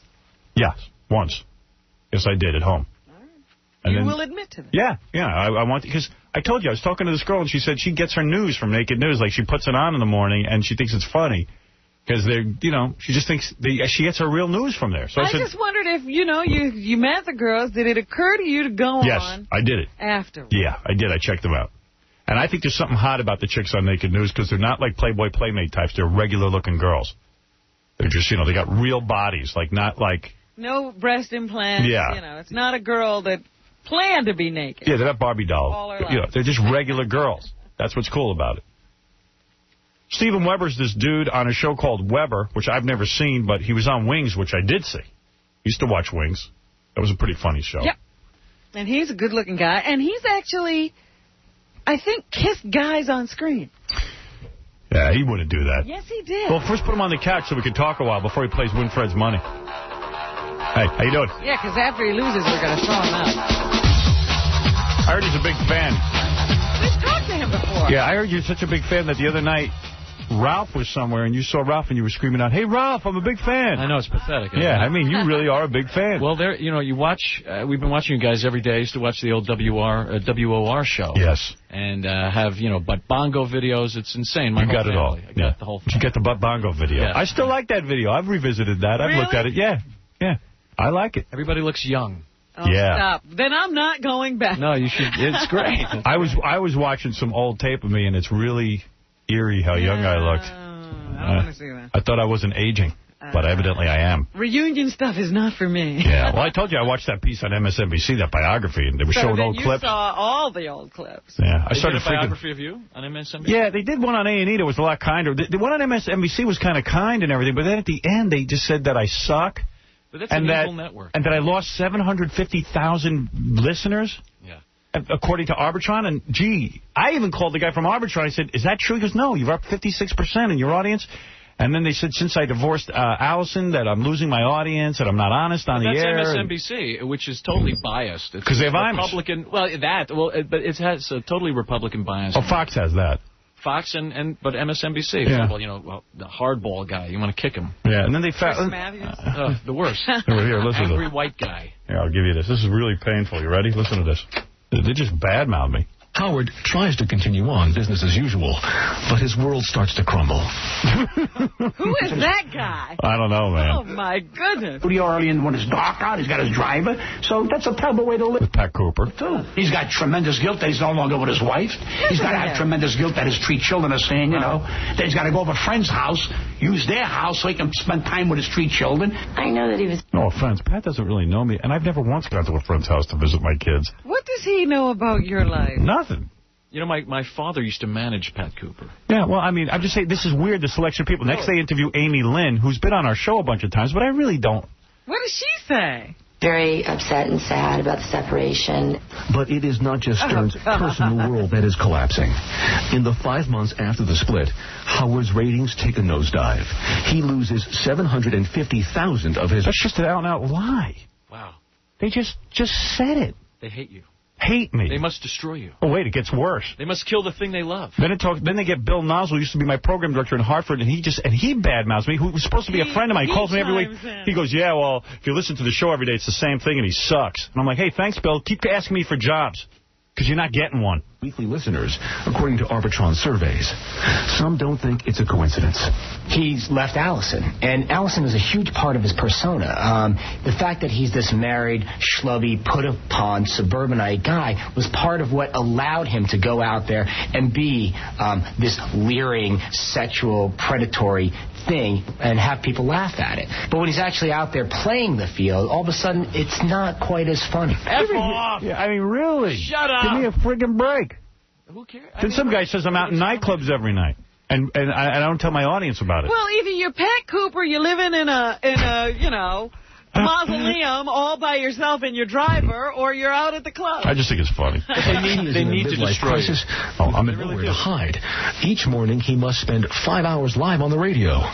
When you do it the way Howard does... This is Meg Griffin. All right, what do you do? Meg's okay.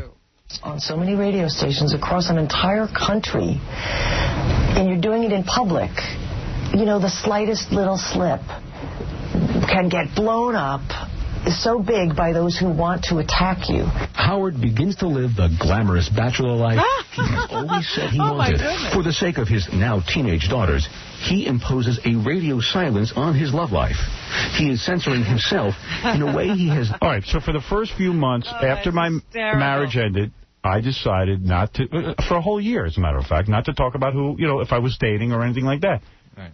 It's your So prerogative. what? It's your prerogative, but they will pick apart anything that you do. How many guys in the media talk about anything? But what Meg said, it really didn't have any meaning at all.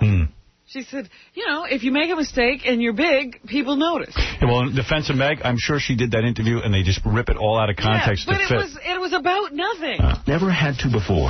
Up until this point, he shared every facet of his life. He could spend an hour on the radio talking about why Allison This is the guy from Details who wrote a piece saying I suck. Bought him the right tuna fish. But then when he gets on the air on a Monday morning after being out carousing at these hot nightclubs... Carousing? I haven't caroused anywhere. You were carousing? He's saying I go out carousing and then I don't tell anybody. Where have I caroused? I told the audience. It sounds like you're dead. It sounds like you've died tragically. Is that why it depresses me? Logically, to end this piece, you'd have had to have died, horribly. Yeah, in a car accident or something. Yeah. 2 or 3 car accidents. When you were carousing. They didn't know what to do at the end. They just didn't know. Well, how do they explain I just signed a new 5-year deal? Yeah, who would want you? You're losing your audience. Yeah, why would you want me? Exactly. Because I suck so bad.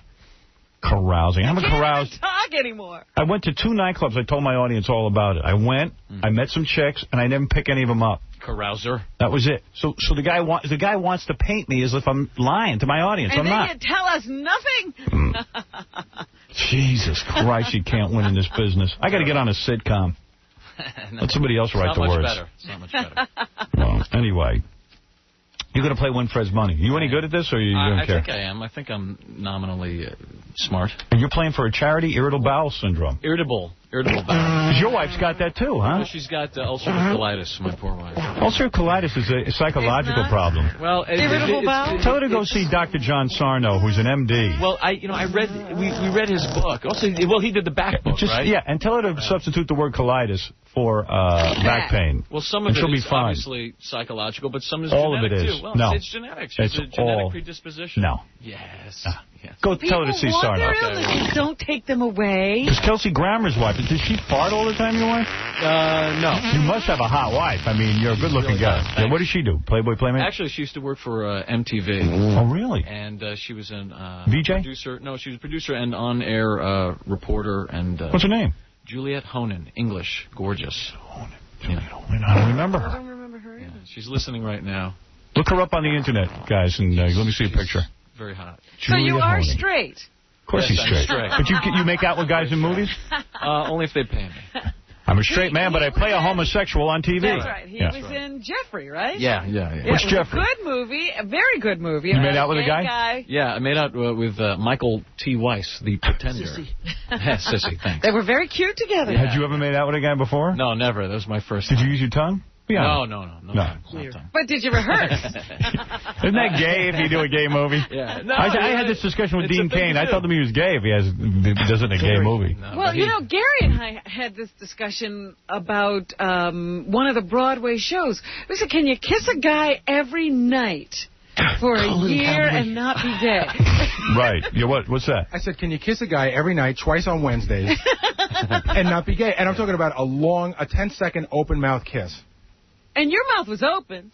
It was open, but the tongue did not pass the portal. Were you naked? How many takes? No nudity. How many takes? I think just a couple of takes. But, I mean, you're kissing a guy. I know, listen, I was Makes there. you feel like an actor, though. If you could act like a homo, then you're definitely an actor. But now it's old, right? You had Hal Sparks on this show, right? Yes. First folk. I mean, those guys. I'm still not sure about Hal. Well, But, Stephen was really good in that movie. I mean, he's a really good actor. Yeah, so what? Gary was convinced. Who cares? He was. No, but he's good. And then I think he dumped some guy for Patrick Stewart. It's a very weird movie. Patrick Stewart and he were friends. Yeah. Oh, so Patrick Stewart plays a flaming... Mincing. He actually minced through the streets. So Patrick Stewart's the old queen. He was the old queen. And nothing sadder than an old queen who's after, But what was funny was that while we were shooting that, and there were people in the street watching him, they would yell out, "Yo, Kirk!"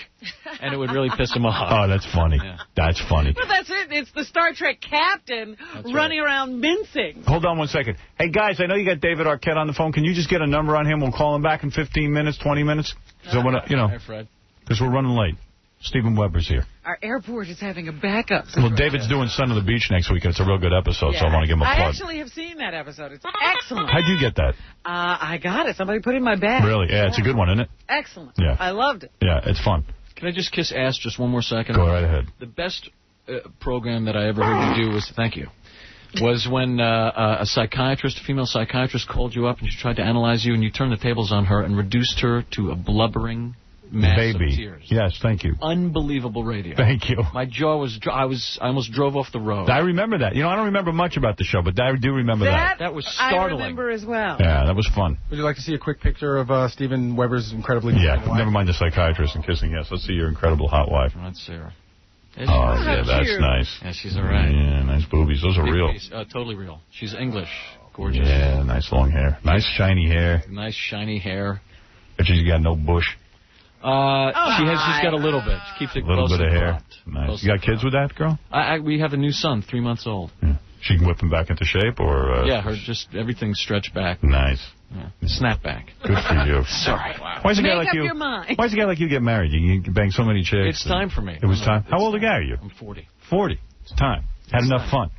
Had too much fun. Too much fun. Well, he must plant his seed, My seed must find purchase in her soil. Right. Did you do a prenup? You probably did a prenup. No prenup? No. Rich guy like you?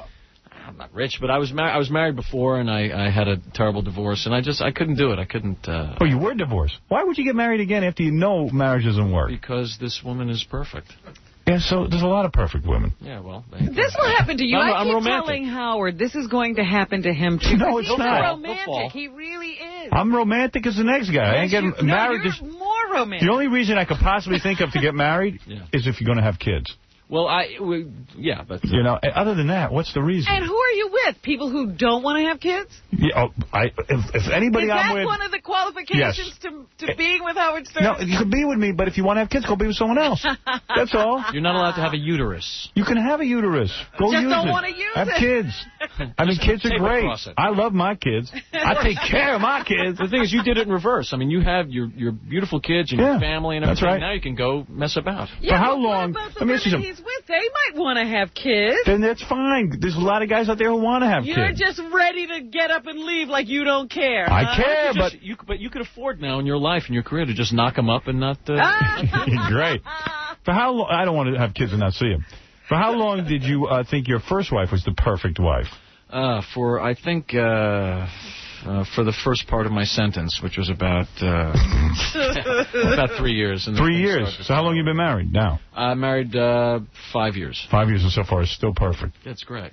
So I mean, she kicks my ass all over the place, but I need it. Before you decided to have kids, that's good. Well, no, my wife wanted to have kids right away, but I was still gun-shy from the first experience, and I didn't want to do it. And, I was nervous. You must have made a ton of dough on wings, though. I did okay, but people assume that I made a lot of money because it was seen everywhere. It was seen constantly, but I sold it to one outlet. Right, no syndication. Basically, and they basically sort of sold it to themselves, so it obviated the actors.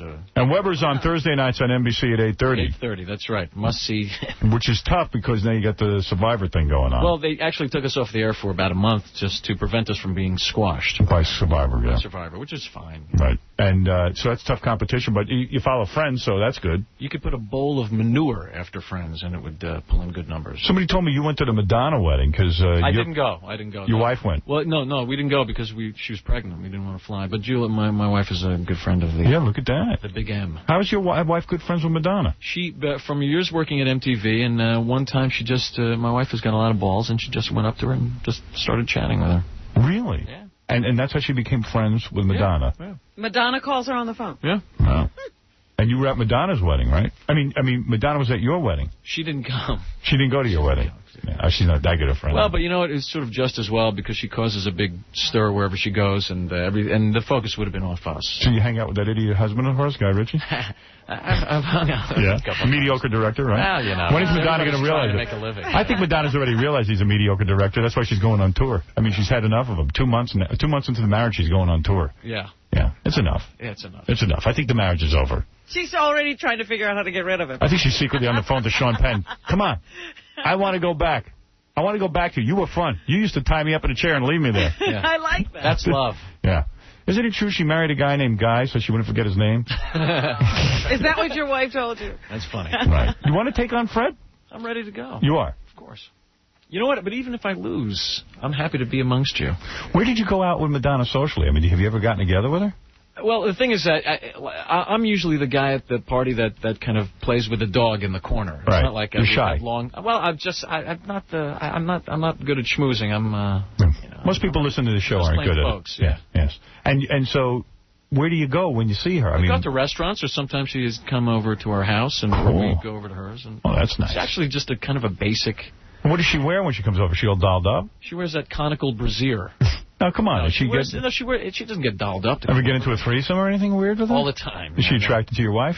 I wish she was. Really? Yeah, I don't think so. So she comes over and you do what? Have like dinner parties and stuff? Well, she's come. We've had dinner and we've had small intimate dinners and very informal things. Really? Believe me, I'm shocked about it too. It's ridiculous. Oh, that's cool. Yeah, it's cool to a certain extent, but I still can't deal with her as though she was a real human being. I'm always nervous that Madonna's in the room. Right. And is it cool to invite other people over and let them look at Madonna? Depends on who they are. Right. Do you have other famous people over when you have Madonna? You never bring her into, like, you don't have your parents over when Madonna's there. Rarely. Right. I mean, why do that?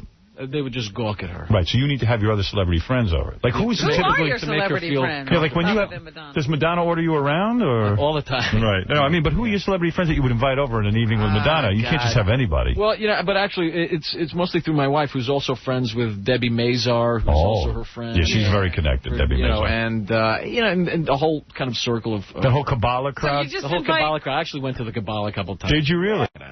You know what it is? He invites Madonna's friends when he has. Yeah, so in other words, so it's really a party for Madonna. I never invite my crappy friends. Yo, Madonna. So you have Debbie Mazar over. Debbie Mazar. Is Debbie Mazar always there when Madonna's there? No. Sometimes she comes over by herself. Actually, she does. Yeah, with her children, with a little girl. And they all play together. They all play together. Everybody has a play date. Play date. Oh, that's cool. I never got my kids involved in celebrity play dates. Well, you were offered once. Who? Piscopo wanted to have the kids all play together. Yeah, but Well, come on. Is he still famous? No. Baby steroids. Yeah. But did you ever hang out with other famous radio personalities? No. Dan Ingram? No. Rosie O'Donnell ever there? I was once at a dinner where Rosie was there, Yeah. So you get to hang with her and her kids. Yeah. That's a treat. Is it true her adopted children are named Liberace and Ellen DeGeneres? I believe that's true. Yeah. All right. That's it. What is it, Gary? No, I'm just seeing if you're ready. We're going to do Win Fred's Money. All right, listen. Let's go. First of all, Stephen is going to play for the irritable bowel colitis syndrome. Whatever. Your wife, so does your wife, with colitis, she always has to go to move her bowels, right? She has diarrhea. It's not that so much. It's just, it's essentially a... She has watery diarrhea all the time. It's a wonderful symphony. No, it's actually, it's like having... She's nervous. It's like having a sore constantly in your colon or on the stomach lining. Right. Sounds sore, not... Yeah. She can be rid of it in a week. Go see Dr. Sarno. This is wonderful. This is like me at night. This is our bedroom at night. So the syndrome is that a lot of times she has to run in and have like a diarrhea. Well, but that's honestly, I mean, but that's when it's not in remission. Basically, it's an open sore on the stomach lining that never heals. Right. And she has to do it a lot. She does have to. Just painful diarrhea. Take Mr. Brown out for a walk occasionally. Right. Wow. And does that turn you off? I mean, have you ever smelled the bathroom after she's gone? She can do anything. I'm not turned off. Wow. We she must be hot if you're not turned off by that. We keep a big box of matches. Right. I don't know if I'd want to do anal on a wife that had colitis. I would like to avoid don't it. do that. We steer clear of that. I'd steer clear. That's right. You can tag her from behind, but you got to make sure she's in remission. I like to put a glass eye in her little... I see. That's smart. But, it's really bad, Howard, because when she's not dooting, it's like she has the flu. You get fevers, you're sick. It's really not a good thing. Mike, you're on the air. You're on with Steven Weber, The Weber Show, Thursday nights, NBC at 8:30. Hey, Mike, good morning. How are you? Hey. What's up, Mike? You know what? I actually met Cousin Brucey last night. Cousin Bruce? Hey, Steven, what's up over there? You just like your Cousin Brucey. Did you grow up in New York? Yeah. Oh, so you remember? WABC, yeah. Ron Lundy, morning, love. Good morning, love. Well, when you meet Cousin Brucey, can you do anything but stare at his head? But you know what? How bad is his toupee? He introduced himself. He says, "Hi, I'm Bruce Morrow, Cousin Brucey." I'm your Cousin Brucey. Oh, that's so lame. But he was nice, It's I'm your Cousin Brucey. My media heroes. Imagine a guy like 60-something years old, or maybe even 70, comes up to you and goes, "Hey, I'm your Cousin Brucey." What a tool. I mean, he really is a tool. He's a tool. He doesn't know he's a tool. That's what's cool about tools. They never know they're tools. Does he still have very dark hair? For that old face? Why wouldn't you get a toupee at least, that kind of grade or something? Yeah, there was sort of a disparity between his skin. And his hair? Yeah. It's like it floats off his head. It's like a levitation trick. His hair was wrinkled. Was it? Yeah. So it was weird, huh? Did you stare at his hair? Nah, I was very polite. Yeah. How you doing, Steven? I understand you're on the TV show. Did he act like he didn't know who you were and everything? He may not have known who I was. Yeah, I don't know who you are. I'm Cousin Brucey. Cousin Brucey bought a couple of radio stations. Cousin Brucey's rich. Well off? A few years ago and then sold them. I think he made some decent dough, that dick. I think he's rich.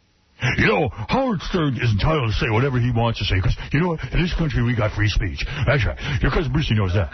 But I always say something here. Sometimes people abuse free speech. And, sometimes you got to worry about kids. And sometimes kids don't... You know what? Here's the thought. Kids understand it. Old people don't understand it. He just drones on. He's your Cousin Brucey. He's your Cousin Brucey. Cousin Brucey. He's a classic radio personality. I'm going to stuff that dead squirrel in his head into his throat and let him suffocate.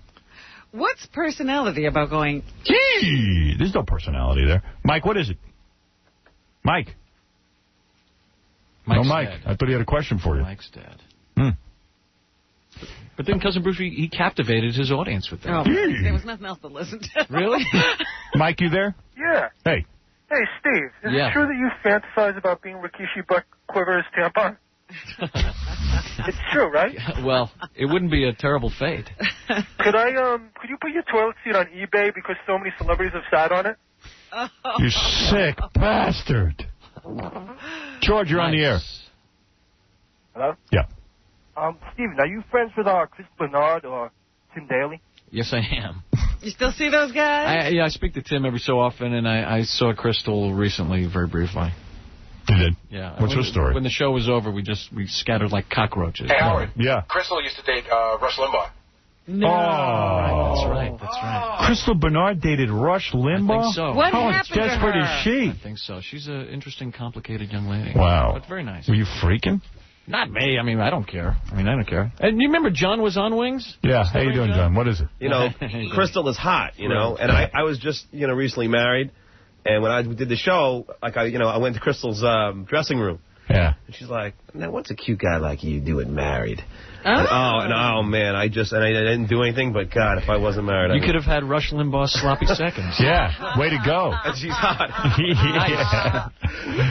Oh, did Rush Limbaugh show up on the set? I never saw the great man. Because the dude, I mean, did she do him? I have no idea.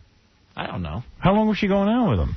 I think they just dated a couple of times, maybe. Let's hope. You know, I found out because I was watching one of those like A&E biographies on Rush Limbaugh, yeah. and all of a sudden she pops on the screen. I'm like, oh, finally something I can watch. And you know, she's usually like funny and joking around, and she's very serious. And she goes, "He is a very, very special man." Wow. That's all I'm gonna say. Wow. He's a special man. Yeah. She must have slept with him. Yeah. You don't say that. She was attracted to John. Hey, maybe he's good in the sack, Rush Limbaugh. Imagine he's That's not possible. Now he can actually move you. And that other hot chick was on Wings, the redhead. Oh, Amy Yazbek. And like she's with John Ritter still, or no? Yeah. They have a baby. Yeah. And did you bang any of those chicks? No bangage. No, I did not bang any of the chicks. I didn't bang any of the chicks. All right, you want to go up against Fred? You keep asking me that, yeah. If you win the $10,000, I'll give it to that Kaleidos thing or your wife's. Okay. All right. I'm This ready. is it. That's nice of you to donate. You can keep the $10,000 if you want. No. This guy's got serious money. He doesn't need it. Yeah. I think I lost the questions. Fred, you go hide. Go ahead, man. This is our second celebrity win Fred's money. Steven Weber from the Weber Show Thursday nights. Robin, my wife loves you. Oh, well, thank you. Let me turn down. Oops. Kevin Sorbo was our first celebrity. How did he do? He did terribly. Really? Kevin Sorbo isn't too bright upstairs. Nice guy, though. I dig him. All right, Fred can't hear us, I assume. Has he got the headphones and everything on, or whatever he's got? Whatever he has to do. Okay, good. He's flipping through a copy of Jugs. Yeah. He's a busy man. He's a busy man. He's got a tough job. All right. Here we go. Steven Weber from the Weber Show Thursday nights at 8:30. I'm going to ask you 7 questions. It's this simple. You give me the answers. If for any reason you draw a blank, say pass. No problem. Now, at the end, I'll say, do you want to go back to your past questions? And then I may or may not, right? Right. You may or may not. You can decide because, remember, time is of the essence. Time is of the essence. All right. Because the if moment you we're born, we begin to die. Well, if you and Fred should tie, we'll go by whoever has the best time because we keep a clock on you. As soon as I start asking the first question, the clock begins. What's tattooed on Popeye's arm? An anchor. How many sheets of paper are there in a ream? Shit. Oops. Sorry. 600. I don't know. Who's taught the Beatles transcendental meditation? Maharishi Mahesh Yogi. How many U.S. presidents have been assassinated? 2. How does a pedometer measure? What does a pedometer measure? Pedometer, sorry. Stupid. Yeah, what does a pedometer measure? Distance when you walk. Okay. What country's citizens are called Kiwis? Australia. New Zealand. What circus owner is credited with saying, there's a sucker born every minute? P.T. Barnum. Okay, stop the clock. And deduct 1 second because I screwed up pedometer. In fact, deduct 2 seconds. Make that 38 seconds, and you got 5 right. Very good score. That's good. Very good. All right, here's what you missed. Sheets of paper in a ream, you said 600, there's 500. Ow. And, let's see, you got... Make an exception. Yeah. Yes, that's 4 presidents. 4. What? Yeah. Kennedy? Lincoln? Kennedy, Lincoln. Oh, Garfield and what?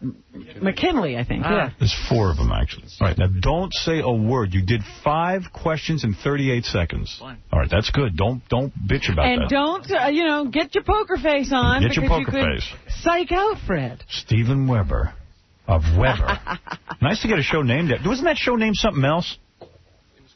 It was called Cursed.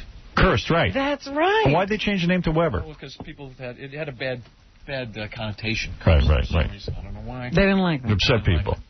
Fred Norris is here. Fred, I'm not going to reveal. Well, it must not have been terrific. Why do you say that? I was in there a long time. Okay. That's all I'm going to say. Okay. Either that or maybe you guys were chatting. I don't know. Here we go. Here we go. As soon as I start the questioning, the clock will begin. Let's go. You know the rules. What's tattooed on Popeye's arm? An anchor. How many sheets of paper are there in a ream? 500. Who taught the Beatles transcendental meditation? Maharishi Mahesh Yogi. How many U.S. presidents have been assassinated? 2. What does a pedometer measure? Pacing, walking. What country's citizens are called Kiwis? New Zealand. What circus owner is credited with saying there's a sucker born every minute? P.T. Barnum. And stop the clock. Not only did you win. Oh, I knew it. You got 6 right in 27 seconds. What was the one I missed? He got the reams of paper. He got the reams. He got the reams. He knew. Didn't get the president. And the only one you missed is 4 presidents. I couldn't think of what it was. Stephen got 5 questions right. You were wrong. He did very well in 38 seconds. Wow. So he did very well. He got the ream wrong, and he got the presidents wrong. There you go. Everything else he got. But you only deducted 1 second because of you said petometer insteed of pedometer? Yeah. No, he I discussed the 2 seconds. I'll deduct 5. You still lose. Okay. If you want, I'll deduct 15. You can deduct 30. The time is not going to help you, Stephen. All right. You know what? Even though the host of this show is a moron, it still doesn't help you. But clearly, we have the same sort of references. I mean, absolutely. Look at you, man. I thought you were going to fail miserably. You did beautiful. I'll do it again. Let me do it again. That's it. Howie, baby. Colitis loses. Again. Oh, no money for irritable bowel. It's not a real disease anyway. No offense. They're treating it all the wrong way. Go ahead. What is it, Baba Boo? Hi. Shocked? Stephen Weber did pretty good. No, I actually thought he'd do pretty good. I was ready to kick ass. I really was. Stephen Weber on the Weber Show. On another day, you would have. Right. Weber on the Weber Show Thursday nights on NBC at 8:30. Thanks for coming in, man. It was great seeing you in person. Thank you very, very much for having me. All right. And we'll be back right after. Oh, wait. Here's a guy with a question. I guess I got to ask you this. Go ahead, Rob. What's your question? Hi. Stephen Weber. Yeah. Are you friends with Christian Bale? Are you familiar with him? I know who he is, but I don't know him. Did you see the movie American Psycho? No, I did not. Do you think perhaps that character was based on you, since he seemed so much like you? Really? What is that about? Any truth to that? Wait, is this the Bret Easton Ellis book where the guy kills everybody? Yeah. And Mike, go ahead. You're on the air. Relatively under control now. Mike, you're on the air. Stephen, you got your butt kicked. You're so stupid you shouldn't be allowed to procreate. Mother? If you had a kid with Robin Quivers, it'd be one dumb fat bastard. Oh, get out of here. That's all right. You did my great. Mom. It's my you mom. got 5 right. That guy couldn't get any right. Brad, go ahead. Oh. All right, we got to take a break. Like clockwork. The show runs so smoothly. All right, anyway, thanks, Stephen, for coming in. It was great having you in. When I come back, I'm going to talk to David Arquette, who's on Son of the Beach next week. That's right. And I really want to plug that because I think it's a good one. And we have a couple other things, too, coming up. We're even going to talk to Abe Hirschfield from prison. He got sent away from prison, and he's a millionaire. They're letting him call us? Yeah, he's going to call us, but we'll be back. That guy is Jewish, you know what I mean? Yeah, and he's in prison. And he's trying to get people bumped off. He's very Jewish. He owned the New York Post, right? Yeah, for a second. How many Jews do you know go to prison from bumping off their partners? He's like, he's got teeth. Yeah. You know? He's calling us collect, I think. All right, we're going to be back right after these words. The bowels of crime are getting too bloated. And only one hero can knock all that crap right out of here. I'm Fartman! Hello, is this the Iranian embassy? Yes. Hello, this is Fartman. We're on the radio. Yes. I'm always sad to see people die in a plane, but I don't think it's right that you kill our hostages. And I'm going to say this. And that is all I have to say about this issue. If that makes you feel better.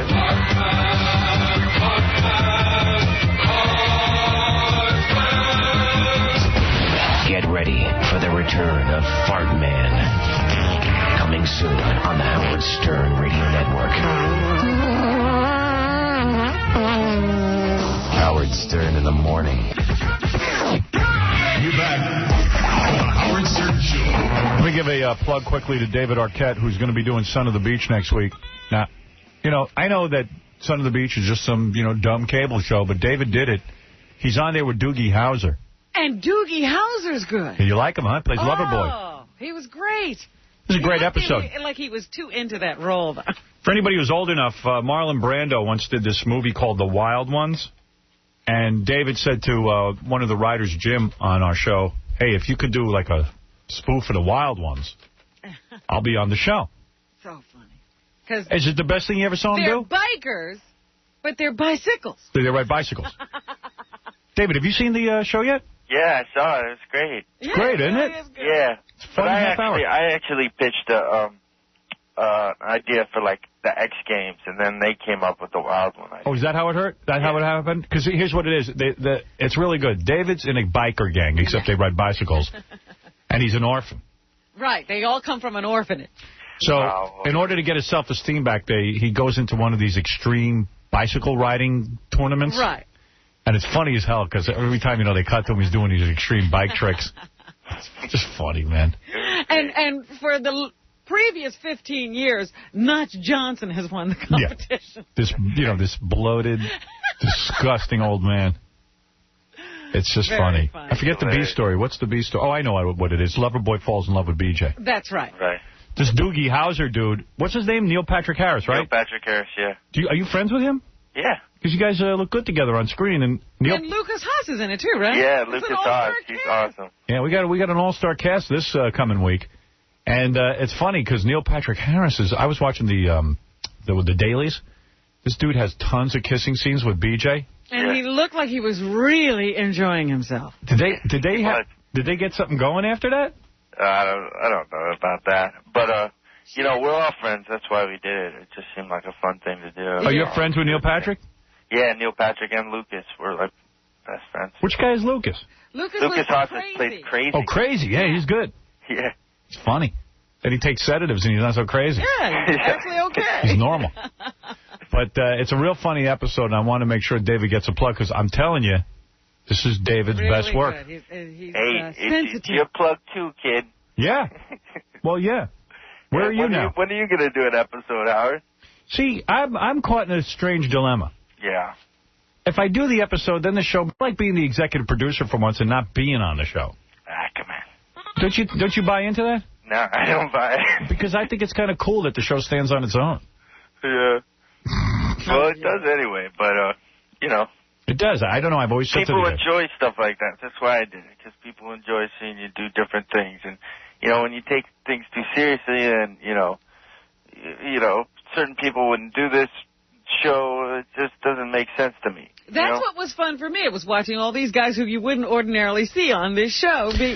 By the way, Neil Patrick Harris... You can't take any of it too seriously. You start taking it too seriously, you get like one of those freaky people. Turn out like Michael Jackson. Neil Patrick Harris, who played Doogie Howser, I always thought was going to grow up to be this odd-looking adult. But he's a good-looking kid. And he's tall. He's not, usually you think they're going to have stunted growth or something. Doesn't he have a big head in Doogie Howser? No. I thought he was He was like 14. Yeah, but he had this oversized forehead and big giant head, and he looked kind of like he was going to grow up to look like the guy who plays Frasier. No. He did, and that guy's good-looking, too. And it's so funny because Mayor Massengale keeps running up to him trying to get his attention because he's Loverboy. Yeah. And they ignore her completely. She keeps getting splashed on. Yeah, it's good. Things are thrown on her. Yeah, I put you in something good here, bro. Hey, yeah, that was fun. That's right, man. I'm trying to help you out. Yeah. And Lucas Haas doesn't even look like Lucas Haas until the end. Because he's playing Crazy really good. Yeah. You don't need to... What else has Lucas Haas been in? Oh, God. Mars Attacks. He was the little kid in Witness. Yeah. Right. He's been around a long time. Yeah. So I just want to give a mention for next Tuesday's episode. I think it's particularly good. Very, very good. And the beginning is in black and white, but don't get nervous. Then it goes into color. Right. But when you see him riding off on those bicycles, you go, those are your bikers? Yeah. Bikers. You had fun shooting that thing, huh? Yeah. How many days did that take? 4? It's like 4 or 5 days. Yeah. And we don't have a big, giant budget, so we shoot that quick. That is good. There's very little room for mistakes. Yeah. This week, the following week, got Hank the Angry Dwarf is in an episode. How'd you get him? Wasn't easy. Where's your wife? She's sleeping. Wake her up. I want to talk to her. No. You're so pussy-whipped. Sorry, buddy. When are you going to get some balls and tell that wife what to do? Listen, you want to know who's pussy-whipped? I think you're pussy-whipped, Howard. Tell me why. How's Beth doing? She's doing great. The new blonde. Howard, you don't like to talk about your private stuff? I do. Oh, sure you do, buddy. We just finally got Beth out of you. Tell us more, Howard. What do you want to know? Go ahead. Tell us everything about her. Interview me. Where'd you meet her? I met her at, what's the name of the place? Mercer Kitchen. Mercer Kitchen. Mercer Kitchen. What's she do for a living, Howard? She's a model. Oh, she's a model, Howard. Don't you think that's sort of a conflict of interest, Howard? No. How's that? How's that? Oh, come on, Howard. She's just after your money and your power and your fame. So He's what? using you, Howard. Who cares? No, Use I'm me kidding. more. You ain't kidding, but that's all right. Use me more. No, I'm not kidding. I am kidding. Yeah. No, I'm not. I am. You don't know what you're doing. Yeah, I'm not kidding. You don't know what you're doing. I swear you're high. I swear you're still doing drugs. No, sir. Are you really off this stuff? Of course. How did you kick it when all This these is other the guys... first time I've been up at 5 in the morning. I'll tell you how he kissed it. Yeah. I'll tell you how he kicked it. His wife said, if you don't kick drugs, you're not getting married, and you're not going to get any money. No, that happened far before all that. I think I don't Courtney. take I any think of Courtney's money. after your C-Spot run money. What do you think of that? Hey. Stuttering John says that's the best movie to take your kid to. That's right. He was recommending it. C-Spot run, man. How's Courtney, man? She's looking better and better on Friends. She's getting better with age. She was like a fine wine. How are you going to get her pregnant? When are you going to get her pregnant? You know, I've been traded, Howard. Hey, come on, man. Tell us when you're going to get her pregnant. How you going to do it? Come on, man. Yeah. Come on, man. Tell us what it's like to bang Courtney Cox. Hey, yo. Hey. Tell us everything. Tell us everything. I'm just Tell kidding. me, Howard. Have you got freaky with Beth yet? Have you done the crazy stuff you talk about on the radio? Wait a minute, David. with Courtney Cox? David. Does Beth let you put it in the poop? David, you're really not doing the interview correctly. Oh. You're supposed to ask how long it took to get her in bed. Yeah, how long did it take Yeah, me how to long get did it take you to get us back? 2 minutes, man. Come on, Howard. Yeah, what about you and Courtney Cox? I got to get together with you, David, and tell you the questions next time. Yeah, ask the questions. You're wild, man. You're freaky. I thought you two wanted to have a baby, seriously. We're going to have a baby soon. Oh, yeah? She pregnant? No. When are you going to get her pregnant, man? That'll seal the deal. Are you going to do it before Jennifer and Brad? After I go fishing today. You know, 'cause Today's the date. No. Why are Jennifer and Brad having so many problems? Like she's talking about how hard it is the first year of marriage. you have to ask yourself questions. Hey, yeah, I heard you talking about it yesterday. You're pretty mean to her. Yeah, They're well. smart people. You know, they wouldn't be where they are if they were knuckleheads. Yeah. I love how people who make money think they're smart. I know. No, Brad's not that bright, because I know people who know Gwyneth Paltrow. She broke up with him because she couldn't have a conversation with him. But that's what she I know the truth behind certain things. And I wanted to divulge certain information, but it wasn't for those reasons. What's with Matthew Perry and his drugs? You know what's funny? Matthew Perry's going to be off the show for a couple of weeks, and then all of a sudden he's going to get married. He's going to come back and marry Courtney on the show. Well, he's back. He is back. How's he doing? He's fine. You counseling him at all? Yeah, I take him. We have little meetings together. Are you his AA partner? No. Wait a minute. I don't. I was No, reading... I don't counsel him. He's fine. He's taking care of his business. Wait a minute. I was reading in People magazine yesterday. You know, they have to insure all these people. Right. Yeah. And the insurance company, they said, might require that he have a handler on set. Have you seen a handler? Does he have a handler? No. He's a pussy anyway. What's he doing, Vicodin? He can't get off that? Nah. What's he doing, the Percocet thing? I have no idea. I really don't get too involved with his business. He's handling it, though. He's doing good, and I'm more power to him, you know? You don't like a drug addict kissing your wife, do you? Hey, take it easy. Well, now the question is, do they get married or not on the show? Does Beth ever do those steamy photo shoots with some of the heroin addict models? Yeah, she does. She's totally heroin chic. Yeah, Hey, I want to say something. I miss Jackie.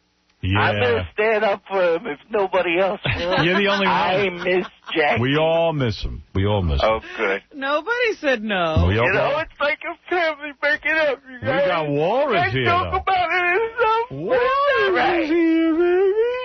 Well, we can't make Jackie stay if he wants to go. If he wants to leave, let him go. What are you going to do? It's like if Courtney leaves you. Jackie just wanted a piece of the pie. Yeah. He just wanted what his family was doing. I heard Jackie was over at the Friars Club. Writing jokes, being a funny man, and not getting the respect he deserves. Yeah, I heard Jackie was over at the Friars Club going, Hey, they only offered me a 12% raise.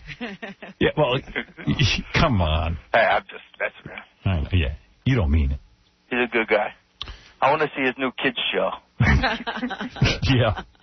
No, well, he's fielding other offers.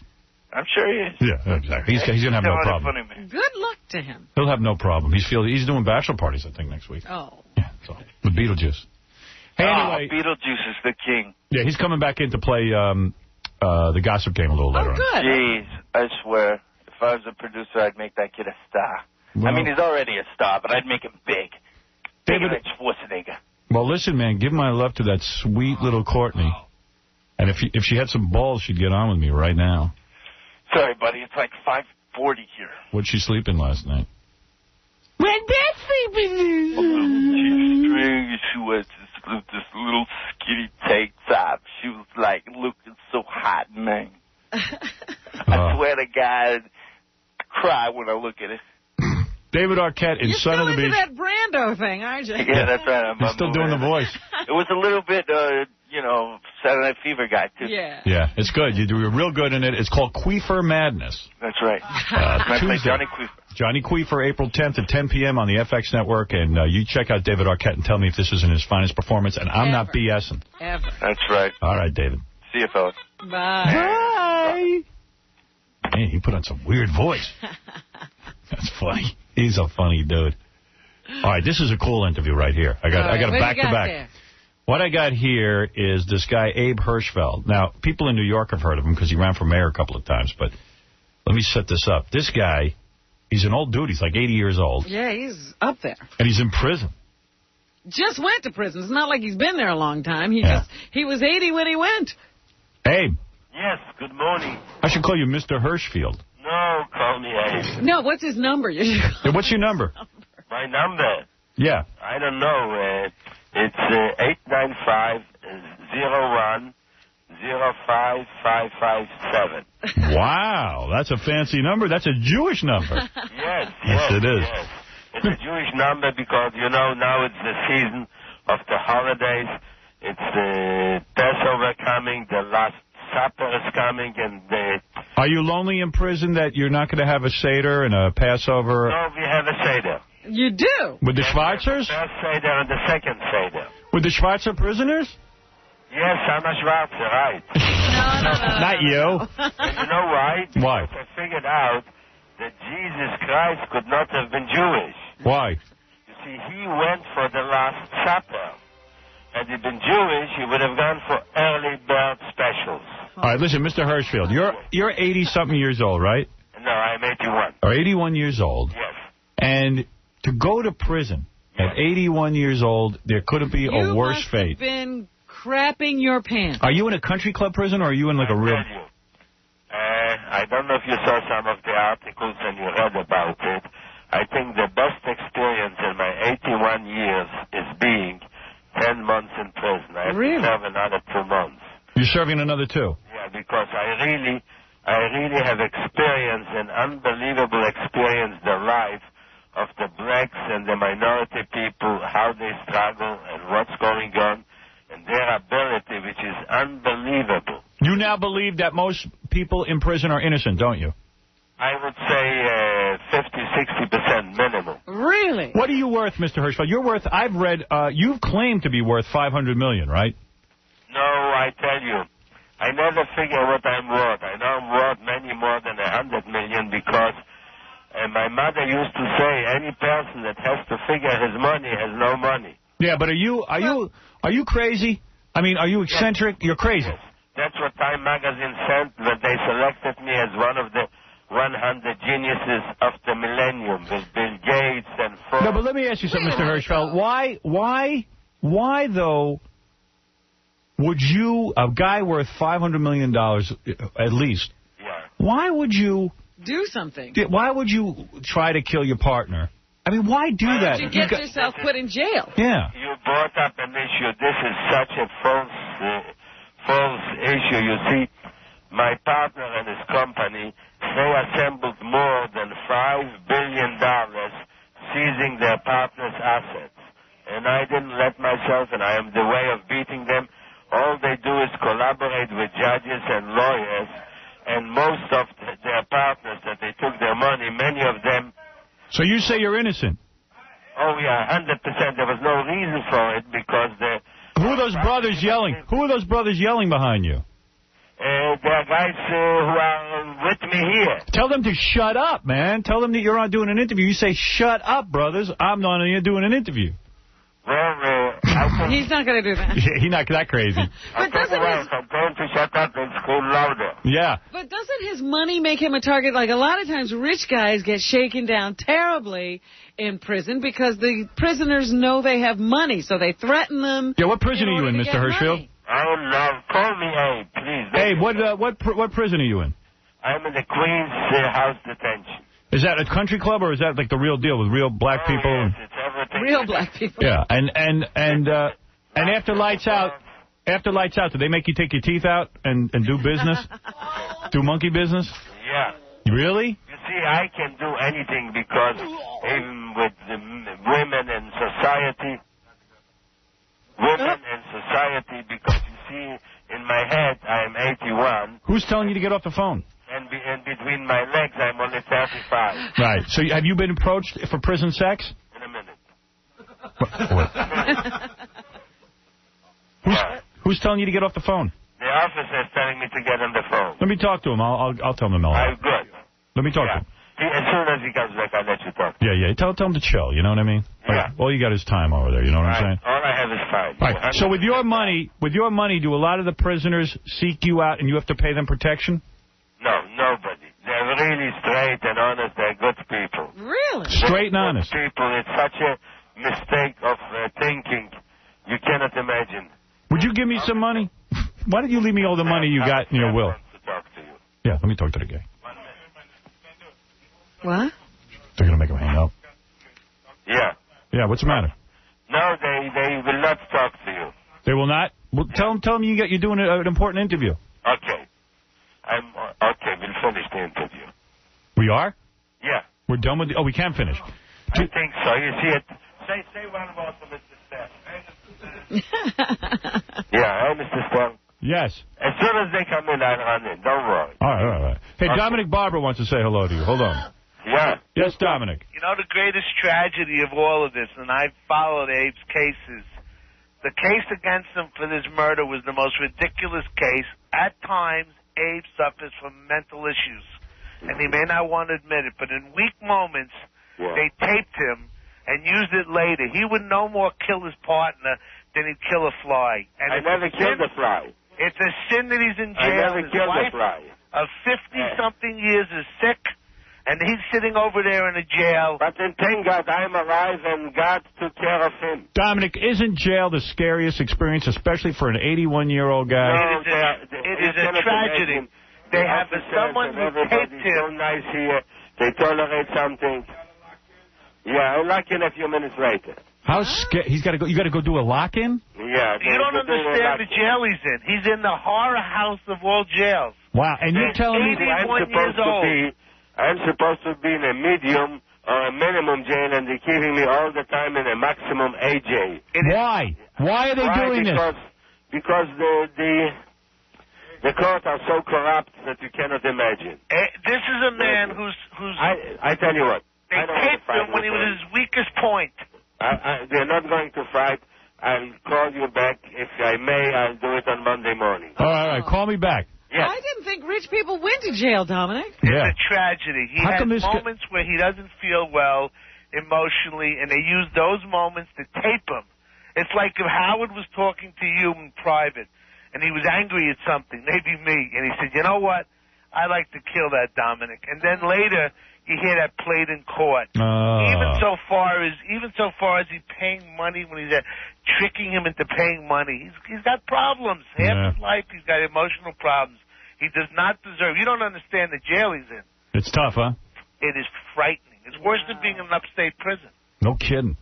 Jesus. And he's 81 years old. What's he eating there? I mean, they're probably eating crap food. He's probably getting sick. Can he stay kosher? Do they give him a kosher diet? That's the place they call the Tombs, isn't it? The saddest moment was when the last time he got sentenced, when his wife was in court with him and he was kissing her goodbye. I was there. Is the wife still alive?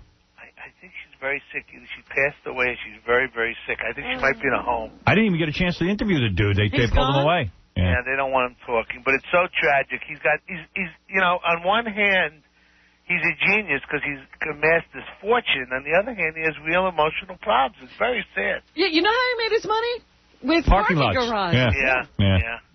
But it's still, you know... Is he crazy enough I could milk him out of some of his cash? I think you could hustle him pretty good out. Yeah, exactly. I'm going to become his friend, and I'm going to take him for like $250 million. I think he could do that. Even at some point in his trial, didn't he try to take over his own defense, Dominic? He did it. He kept firing lawyers, not firing lawyers. Why didn't you get involved? Nah, it's sad. It's a tragedy that's continuing. And you know what? His spirit never ends. You have to see this guy. He's really quite a character. They should, you know, he owned the Post-it for, I think, a day once. I remember. Right. Yeah, they all freaked out. All right, I got to go, Dominic. Goodbye. All right. Where's Beetlejuice? We got to play the Mike Walker game. Let me take a quick break. Do I need to take a break? Yeah. I do. Let me take a break, do a little Beetlejuice. Hope that Mr. Hirschfeld calls back on Monday. Yeah. That was weird. They just cut him right off. Your interview is over. Yeah, I was just getting started. What? Howard, and you also got some couples that met at AOL. Yeah. Drunk off their ass. Oh, no. I got to get them in here. There's a couple that met on AOL, and I've been trying to get them in since 6 o'clock this morning. Yeah, they've been here all morning. I'll squeeze them in, too. I'll let them play the Mike Walker game, too. Great. All right. Let me take a quick break. What is it? It's just so sad. There's no celebrity in jail. You know, he's nobody in jail. Yeah. He's just another pain in the ass. I know. They were like treating him like, get off the phone. Yeah, but outside... But you don't understand. I'm Mr. Hirschfeld. Outside, he's a legend. I'm 81 years old. I want to talk to Howard. Get off the phone. Get off the phone. Tough. Come here, you old Jew. All right, we'll do a quick break. Meet the AOL couple, because I never think guys meet chicks on these AOL. He says she's good looking. Well, we'll see. And Beetlejuice will come in with them, and we'll do a little Mike Walker, and then we'll do a little news for you, and we'll get the hell out of here. All right. That's all. Okay, we'll be back right after this. Hey, this is Joe Perry. And I'm Steven Tyler from Aerosmith. And when I'm not singing, writing songs, or having sex with 3 women at once, like all good rock whores should, I'm listening to this show. Sometimes I listen with the girls, but trust me, you don't need 3 nude, young, beautiful girls to listen to this show. Of course, it sure helps. This Hollywood's nightmare. Howard Stern. Howard Stern in the morning. You're listening to a man who is able to take a joke. As long as it's not about him. This is the Howard Stern Show. Dig it. We're back, and Beetlejuice joining us this morning. Hey, Beetle. How you doing? All right, good seeing you, man. I'm doing good. You look nice, by the way. I didn't get to compliment you before we were so busy. That silver shirt looks fabulous. You like the new look? Yeah, he looks good. He looks good. He's a good-looking guy. He looks good. What about having the abdomen, though, hang out like that? You like to show your belly, right? You like to be naked almost. Oh, yeah, sometimes, yeah. Yeah. You seem mellow or something. Yeah. Yeah, you seem relaxed. You seem more comfortable. Always comfortable. Always Is comfortable. this Beetlejuice the star we're seeing now? I think so. I think he's feeling more confident. Ever since you got that movie role, you just came off a big movie with the Wayans brothers. You just shot Scary Movie 2, one of the most highly anticipated films of the year. Right. Yeah. How'd that go? Seriously. Oh, that's going pretty good. They flew you out to California for that? Yeah. Yeah. What did you take, first-class plane fare? Yeah, first class. Really? Yeah. And did you behave yourself on the plane? Me? Yeah. Did you get drinks? Yeah, we get drinks, yeah. Hey, you had some drinks What on do there? you like to drink? Me? I drink like a couple of beers. Yeah? Yeah. Yeah. And do people stare at you because you're famous now? Not most of them, not most of them. What do you wear on the plane? Do you get all dressed up like this, or you wear something more relaxed? No, I wear something more relaxed. Yeah, yeah. Howard, you know Beetlejuice was really sick this past week. Yeah, what happened? You know, it's just something... Diarrhea? Nah. What'd you have, sore throat? Yeah. Yeah, you all right now? Yeah, I'm pretty good, yeah. You're pretty good? Feeling better? Yeah. Did you go to a doctor? Yeah. He was just taking his medicine with some Old English malt liquor. Oh, no. Really? Well, Beetle, so when you went out to Hollywood to do this movie... He's already finished shooting. Yeah, he's done. You're done shooting the movie, right? Yeah. Yeah. How many days were you out there?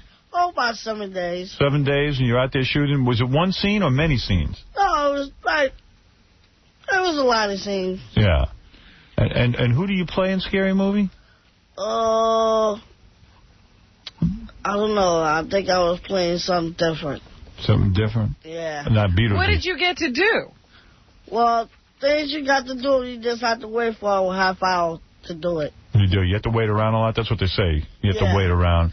Yeah, and then you have to wait like day and night, just to do it. Did you hang out with the Wayans brothers? Yeah. Yeah, you're in the scene with them? Yeah, we did the same, yeah. Any good-looking girls in the movie? Oh, yeah, about 2 or 3. 2 or 3? Yeah. Get laid out there? Did you like working with the Wayans brothers? Are they good actors? Did you get laid out there? Yeah, we got laid out there, yeah. You did. That's good. The answer to everything is yeah. I don't know what... Yeah, we got laid. You got laid. What do you want from the guy? I got laid by like 4 hours. Really? Yeah, you can really hold out a long time, huh? Not delayed. Laid. No, laid. I think he got delayed at the airport. What is it? Howard, when he met the Wayans brothers, he told him that he used to play football and basketball with him. Used to be on the team. Yeah. What team was that? Well, that was in college, though. College? I didn't know you went to college. I never thought of you as a college guy. What college? I thought right out of high school you went into dwarf tossing. Yeah, but I went to college for 4 years. What school? Junior high school. Junior high school. After junior high, you go to high school, and then what college did you go to? I went to college, Pennsylvania. Pennsylvania? Yeah. U of Penn? Yeah, I was with them, yeah. With them. Did you live at the dorm? Yeah, we lived out the dorm for like 5 years. You love the dorm, huh? That's good. There's a lot of crazy things. One was walking out of the house, naked, butt naked. Really? Someone told me you used to be president of the United States. Well, we used to be. Yeah, that's what I thought. And you lived at the White House? For a while. Yeah, for a while. For a while. I missed those years. So it was a 5-year school? Yeah, but it was only 5 years. And what kind of a degree did you get? Oh, I got certain degrees, it's like a lawyer thing. Yeah? Oh, you're a lawyer? I was a lawyer for about 5 years. Oh, really? Everything's 5 years.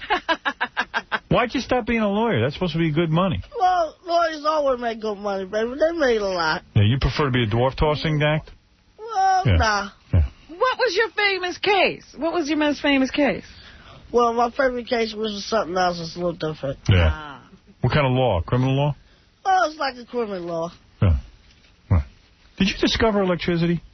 Oh, a little bit, yeah. Yeah. I thought so, because somebody told me. We interrupt this program, but it's worth it. If you want to get on the clock, you better get on the phone now. Be the 25th nationwide call at 1-866-66-GET-PAID. Know this hour's employee ID number, and you'll start earning $1,000 an hour, or as we like to call it, maximum wage. Workforce payroll on 95.1, 95.5. The Nerve rocks. It was a D-shutter, not Delphi. What? Somebody told me. D-shutter. Yeah. D-shuttle. Okay. Someone told me you split the atom? Atom. Yeah, did you? Split what atom? You split the atom? Nah. You didn't do that? Nah. Oh, He's not all right. into atom, okay? Right. Nah. No, I mean the atom, the little molecules. You split them. Nah. No. All right. You didn't do that? Nah. Finally, something you didn't do. But you did invent the car. Nah. No? No, he didn't. Oh. You didn't invent the car. That was Henry Ford. Yeah, maybe he was, yeah. Maybe. Did you split Eve? Nah, it was different ways. All right. Someone told me you went to high school with Hitler? Hitler? Yeah, Hitler was a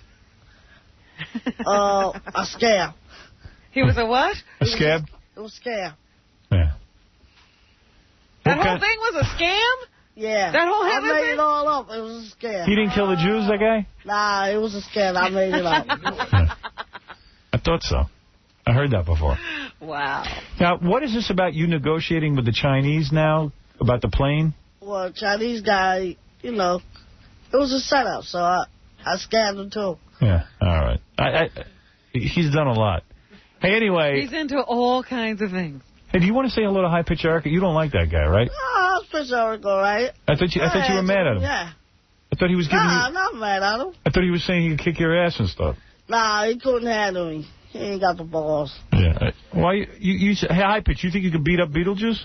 I think so. Hey, Beetle, what's up, brother? What's going on, man? Nothing. I miss you. How you feel? You think you could kick Beetlejuice's ass? I think so, yeah. He says he could kick your ass. You gonna kick my ass? Why? You want to box me? Man, if I would have boxed you, you would have been off your feet. What, you want to wrestle me? All right, I don't have time for that. All right, listen. You're going to play the Mike Walker game, Beetle. And also, this couple is going to come in. He met his wife on AOL. I don't believe it. Yeah. She can't be good looking. Oh, she's good looking. You saw her? She's pretty. She is? Yeah. Let me see this. Here's a guy who claims he picked up a chick on AOL, and they've been waiting for 6 hours to get on, so they're really loaded. So, Robin, you have to forgive their... What can you expect? Someone told me the guy snuck a bottle in here and was drinking. Well, we did have them waiting since 6 o'clock this morning. Yeah, I know. What can I do? We got busy real early. That's the prime drinking time, 9. Yes. That's it. How are you supposed to miss drinking? Walrus. Walrus is here, man. Yeah. Dave Walrus Hawthorne. Everybody loves him. That's amazing. A lot of big fans. Where are they? Are they gone? Here's the guy. Yeah, look at that guy. Oh, that's him. Look at him. He got his wife on there. Look at him with a belly shirt. Don't shake hands, man. I don't know where you've been. Come on, get over there. Get over there. Come on. I don't want to shake your hand. You've been out there drinking. All right. Honey, you're a fine black woman. You're Jamaican, right? Yeah. Thank you. Got a little belly shirt going on. And your husband looks like a skinny Drew Carey. You know what I mean? Doesn't he, Robin? He does, now that you say that. He's got the Drew Carey haircut. Why, if you got a full head of hair, would you do that to your hair, that little crew cut thing? What about a short Howie Long? How did you meet your wife? Tell me the whole story again. That was when I was on house arrest. Yeah, right. You were under house arrest because... What'd you do with your car? I outran the police when they tried to pull me over. You're really cute. You should show your eyes. Oh, who are you talking to, Fred? Oh, me? Really? Yeah. Oh, look at you. Hey, that's some wife you met. She's ready to dump you. Right. Well, you're in the cheat clause, Howard. Yes, but so how do you meet a chick on AOL again? You were under house arrest. You were locked in your house. The police wouldn't let you out. Right. Beetlejuice, you've never been under house arrest, have you? Nah, no. never. You've been under arrest, though, right? You've gone to prison. Yeah, I was in prison a long time. Yeah. Really? For what reason? I don't know. You don't even know what you did? He and The I reason both. I do it is not... Did you go to jail at all? I was unjustly incarcerated. You were. And you went, and then they put you in your house with one of those tags on your ankle? Right. Yeah. And then you went on... Have you guys been drinking? Everyone's saying you're drunk. I don't... Yeah, I I'm drank... not drunk. I've been drinking vodka. Oh, no wonder you think I'm good looking. I drank a pint of No. Jack Daniels. Right. A pint. A pint of Jack Daniels. Yeah, something like that. Good for you. You guys are doing well. But I remember the story. He went on the Internet, and he had 3 different personas Yeah. to screen the women. Yeah, what were the personas? He was a guy, a girl. And Well, I had just me. You had a cool thing going on AOL. You'd pose as a woman first and get all the woman's secrets. yes, he talked to me as a woman. And then you got all the secrets, and then you went on as a man. Right. And then they kind of thought you were cool. Because he knew what they liked. Right. What I had was I just plain old me, which was just a nice guy hoping to be a nice guy. Yeah. Nice girl. Then I had a guy that just wanted to get laid. Yeah. Then I had a girl. Right. So what I would do was I had pictures of me and my ex-girlfriend. So I scanned the pictures, cropped her out of it. Right. You know, not total risque pictures, just your average picture. Because if was you send cute. if you send a picture of a chick that's too good looking, It'll intimidate the girls. too risque, it's like that's fake. Yeah. So I want something average. Right. So I would send out the average thing, befriend these girls. Hey, what do you That's how you got your wife, huh?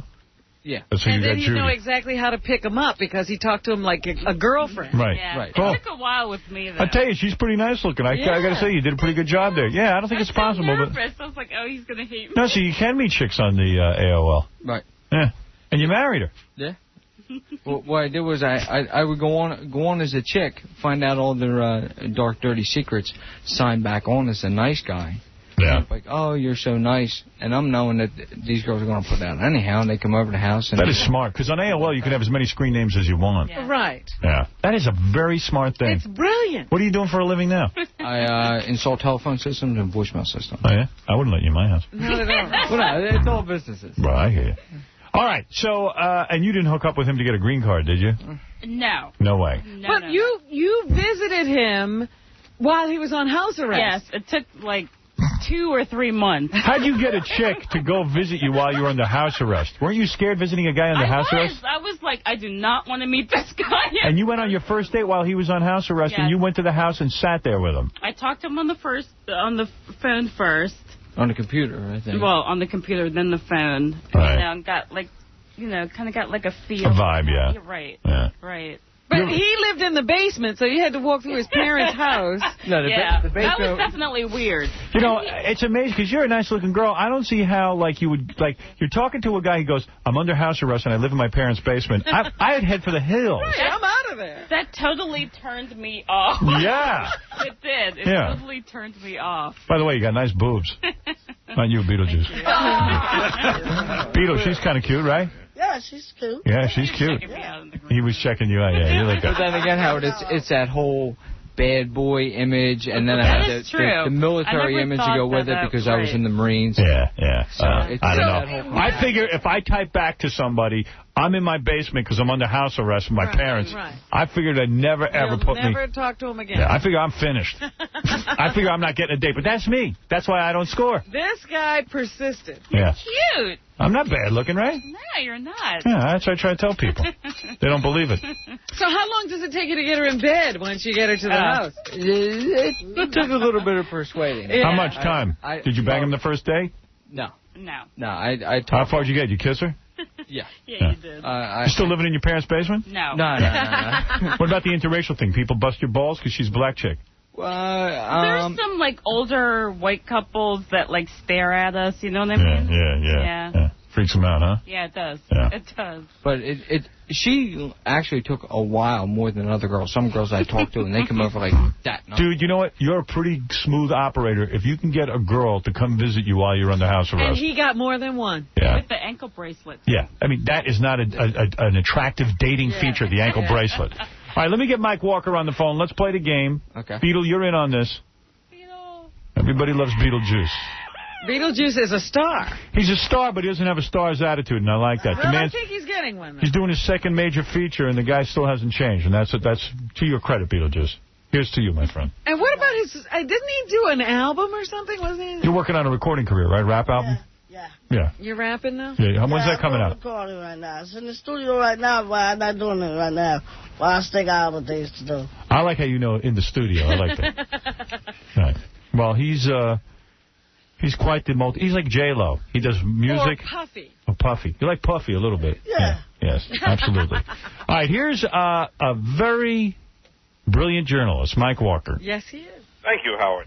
Mike Walker, you can check him out and play this game on his nationalenquirer.com. That's right. You can play the game. You can win money. We're upping the prize to $2,500. Again, I'm not sure if it's this week. I'm in L.A., so I'm not up on that. But we're going to do that very shortly. And very happy to be playing again with Beetlejuice, who did very well last time. Beetlejuice, you won the last time, didn't you? Yeah. Right. Yeah, and you have another couple here, Mike and Judy, who met on the Internet. Yeah, an astounding story. Yes. It can be done. Oh, Mike's done it. Don't worry. Oh. Hey. No, please. He's got many lonely nights. Mike, give us the 4 stories. We'll pick out the false one. I Go will, ahead. Howard. All right. After your rap on handkerchiefs, I hesitate to include this very clever headline I've written. It goes like this: Snot a problem, but it's S''N''O'T. Filming a scene with Al Pacino in his new flick Simone, Rebecca Romaine Stamos, who towers over the veteran star, was fighting a cold. Suddenly, to her eternal horror, Rebecca's nose dripped unexpectedly, and plop, a big gob of goo splattered down on Pacino's face. Gobby goo. The director yelled cut, frenzied staffers screamed for tissues, red-faced Rebecca blubbered profuse apologies, and Pacino, he just stood quietly, frozen but patient, until his dignity and his makeup were restored. Wow. Number 2. Number 2, Britney Spears told pal she nearly died of embarrassment the day NSYNC boy toy Justin Timberlake made a surprise visit to the set of her new movie in L.A. During a break, Britney took him back to her suite at the swanky Four Seasons. Now, just as Justin started whispering sweet nothings in her ear, the phone rang, but Britney ignored it. A moment later, her mom's voice blared on the answering machine. "Hi, honey, just wanted to know how the antifungal cream worked. Is that nasty rash gone?" Sighed Britney to a friend, "No wonder I'm still a virgin." Wow. Number 3. Number 3, uneasy lies the bride who beds Brad Pitt. Shakespeare didn't need to warn Jennifer Aniston about the dangers of marrying a sex symbol. She swiftly bared her claws and investigated a real-life Las Vegas topless showgirl Brad romances in Ocean's 11. And she did it so thoroughly that buzz on the Friends set was that she'd hired a private eye. Jennifer, who fretted about makeout scenes between Brad's character and hottie Kelly Adkins, freaked when Courtney Cox told her how wild the Vegas parties got when she filmed 3,000 Miles to Graceland. So Jennifer told Courtney, "I'm going to look into who the hell this girl is." 2 days later, She had a complete background check on this girl, even bragging she knew where she'd gone to high school. And after seeing photos of this busty beauty, Jennifer swooped down on Brad's set and sat ringside to make damn sure her man stayed pure. Oy vey. What a disaster. Stands guard. Huh? Yeah, standing guard, real secure. Go ahead, number 4. I believe that, by the way. Go ahead, number 4. Number 4, Chris Rocks. Coming to the rescue of a comic being brutally heckled by 3 jerks at L.A.'s famed improv comedy club, Chris Rock, who was waiting to go on stage, coaxed the loudmouths outside and told them it was rude to harass hard-working comedians. The guys complained they weren't getting the laughs they'd paid for, so Chris performed his own stand-up act right on the sidewalk, cracked the guys up, and sent them home happy. Okay, here's the 4 stories. Beetle, Mike and Judy, listen carefully. Number 1, schnotting on Al Pacino, Rebecca Romaine Stamos. Number 2, Britney Spears. Her mom calls up and asks about antifungal cream on a friggin' answering machine. I don't believe that one, by the way. Number 3, Brad Pitt, Jennifer Aniston spying on a guy when he does love scenes. You know something about that. Beetlejuice, you're in the movies. Your wife must have spied on you. Did Katie Juice spy on you during your love scenes? Nah, she wasn't there. She was cool. Right. Yeah, she wasn't there. And Chris Rock, this is kind of unbelievable, went out and did his act outside a comedy guys club. On the street? That sounds a little weird. The 2 that I have problems with are Britney Spears. And I don't Chris believe Rock. a mother would be that stupid to say, did the antifungal cream work on an answering machine. And the answering machine is backstage? Oh, at the hotel. In the suite at the Four Seasons. Yeah, I mean, that's the Four Seasons. I've stayed there. They have voicemail. Yeah. Chris Rock, that doesn't sound right either. But I'm going to say Britney Spears is the fake story. I'm going to go now to Mike and Judy. What do you think is the fake story? I think it's number 2, Britney Spears. Okay. Mike and Judy, you're down for Britney Spears. You agree, Mike? No, I'm going to go with number 1. You are. Al Pacino. Number 1, the gabagoo? You don't believe that Al Pacino would get Rebecca Romaine Stamos' snot? No. All right, so Judy's with me and Mike's on that. And let's go to the great Beetlejuice, who just came back from Hollywood. Right. What do you pick? Well, I don't know. You don't even know? I don't even know. What do you 1, think? 2, 3, or 4, Beetlejuice? Well, I'll put 3 or 4. 3 or 4. Now, which one do you want to pick? Oh, I'll put up to 4. 4. Okay, All number right. 4, Chris Rock. You don't believe he'd stand outside that? You don't believe that, all right. Darn, I was going to pick 4. Well, Beetlejuice seems to always win. What do you think, Robin? Robin, come on. Beetlejuice won the last time. I'm going with Beetlejuice. All right, Robin's with Beetlejuice on number 4. Okay. And who else is playing? Hawthorne? Yeah. Walrus? Yeah, I'll go with 4 also. All I can't right. see a comedian doing his act on the street when he doesn't have to. There's a club right there. Like you haven't done yours on the street. Well, I was thrown out of the club. Fred, are you playing? I'm going to agree with you on the Britney Spears thing. I mean, an answering machine in the hotel room. Doesn't make sense. Something doesn't sound right. Fred, Howard, Judy, Britney Spears. Mike says the schnot on Al Pacino, and everyone else, Beetlejuice, Robin, and Walrus, says Chris Rock. right. What is it? Well, Howard, you can have answering machines in the Four Seasons. That's the first. No, you can't. However, You got voicemail. however, You can that's correct. have an answering But you can easily arrange to do that. Not easily, but go ahead. You could, Howard. If you go to the Four Seasons next time. But why would they do that? You got voicemail. Why would you want an answering machine? Because you don't want to deal with voicemail. Right. Get out of here with that. You can call. You can screen that way. All right, go ahead. However, Howard, you're absolutely right. Britney Spears is the phony item. Of course. You dog. You won. Of course I won. I got you, Beetlejuice. You have needed a Should have win. stuck with me. And by the way, Judy and Fred also agree with me. That's right. Because I know you use voicemail. But I just decided that is what Mike would do. He would say they'll fall for the voicemail thing. I don't right. know. That What is the it, kind of Gary? thing I do. When Mike tells me the stories the day before, I'm always amazed at the ones that are true. Jennifer Aniston's hiring private Yeah, I investigators? had read that she is really What's wrong with her? keeping tabs on him. I love that Rebecca Romaine Stamos snotted on Al Pacino. Gabagoo. Isn't that a great story? A gobbygoo. That actually happened. And I still don't even believe Chris Rock is actually performing outside. That's Absolutely. impossible. Really, that's unbelievable. Absolutely. That's why he's a Mike great Walker... Guy. The kid was a young kid, a tryout comedian, and Chris just felt sorry for the guy, and he just went to the guys and he said, "Hey, come on," and then they sort of took it outside. That's why Mike Walker's the best. Look what he uncovers. Check him out at nationalenquirer.com, and that's the way to go. Thanks, Mike. Thanks, gang. Later. Bye. That's a great game. Well, Beetlejuice, once again, you are brilliant at this game, but this time you did not win. This time you didn't get it. I didn't win. You took me down with you, Beetlejuice. You think the game was fixed? I think it was fake. You think it was fake? It was fake. I agree. Right. Let me thank Mike and Judy, who met on the Internet. It is possible to meet. You know, that is possible to meet. A beautiful girl. Met a beautiful girl, and even if you're a loser and you're under house arrest... Don't you sit there and say you can't get a date. This guy was under house arrest. We have time to start some news, or do we have to take a break first? Take a little break. We'll do the news for you next. What is it, Benji? Quickly. No, don't you think part of this is sort of a racial thing? Why? That a white guy that's kind of average looking, not so good looking, can get a really hot black girl. Cute. But would you date a black guy of his looks level? With an ankle bracelet? Yeah. I think he's her prize. Really? The same way with it's a black guy will take an ugly white girl. When am I going to get a prize and get rid of you? How does that I don't know. How's that going I'm to... a sore loser. All right. No, I don't think it's right. You are a sore loser, Benji. That's right. I'm sorry that she didn't pick me up on it. All right. Let's take a break. Beetlejuice, will you join us for the news? Yeah, I always love to hear your take on the news. Sure. And Mike and Judy, thank you so much for coming in here. And go back to drinking and doing whatever it is you do. Yeah, we're sorry we interrupted you. We'll be back right after these words. Got it.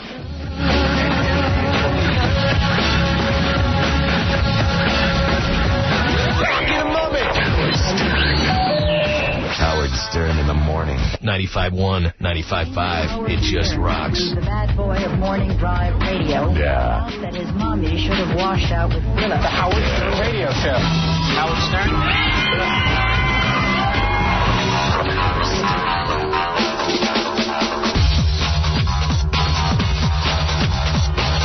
Ah, yeah, I like this song right here. You a dancer? Would you like to have sex with that song? You a dancer at all? Nah. You can't dance? Yeah, I can dance, but, you know. What? Sing All your- kinds of dance. You can't dance to this? Yes? Yeah. Let me see some moves. Let me see you dance. I don't do moves that much. Yeah, he don't want to dance. He's not our... I'm too heavy. I've seen you dance. You're a good dancer. Yeah, I was. Let me see you dance, Beetlejuice. No, I've been dancing since I was 12. I saw him dancing at the bachelor party. He was Yeah. good. Yeah, he can dance. Yeah, He's got some moves? Isn't it true you once danced with Baryshnikov?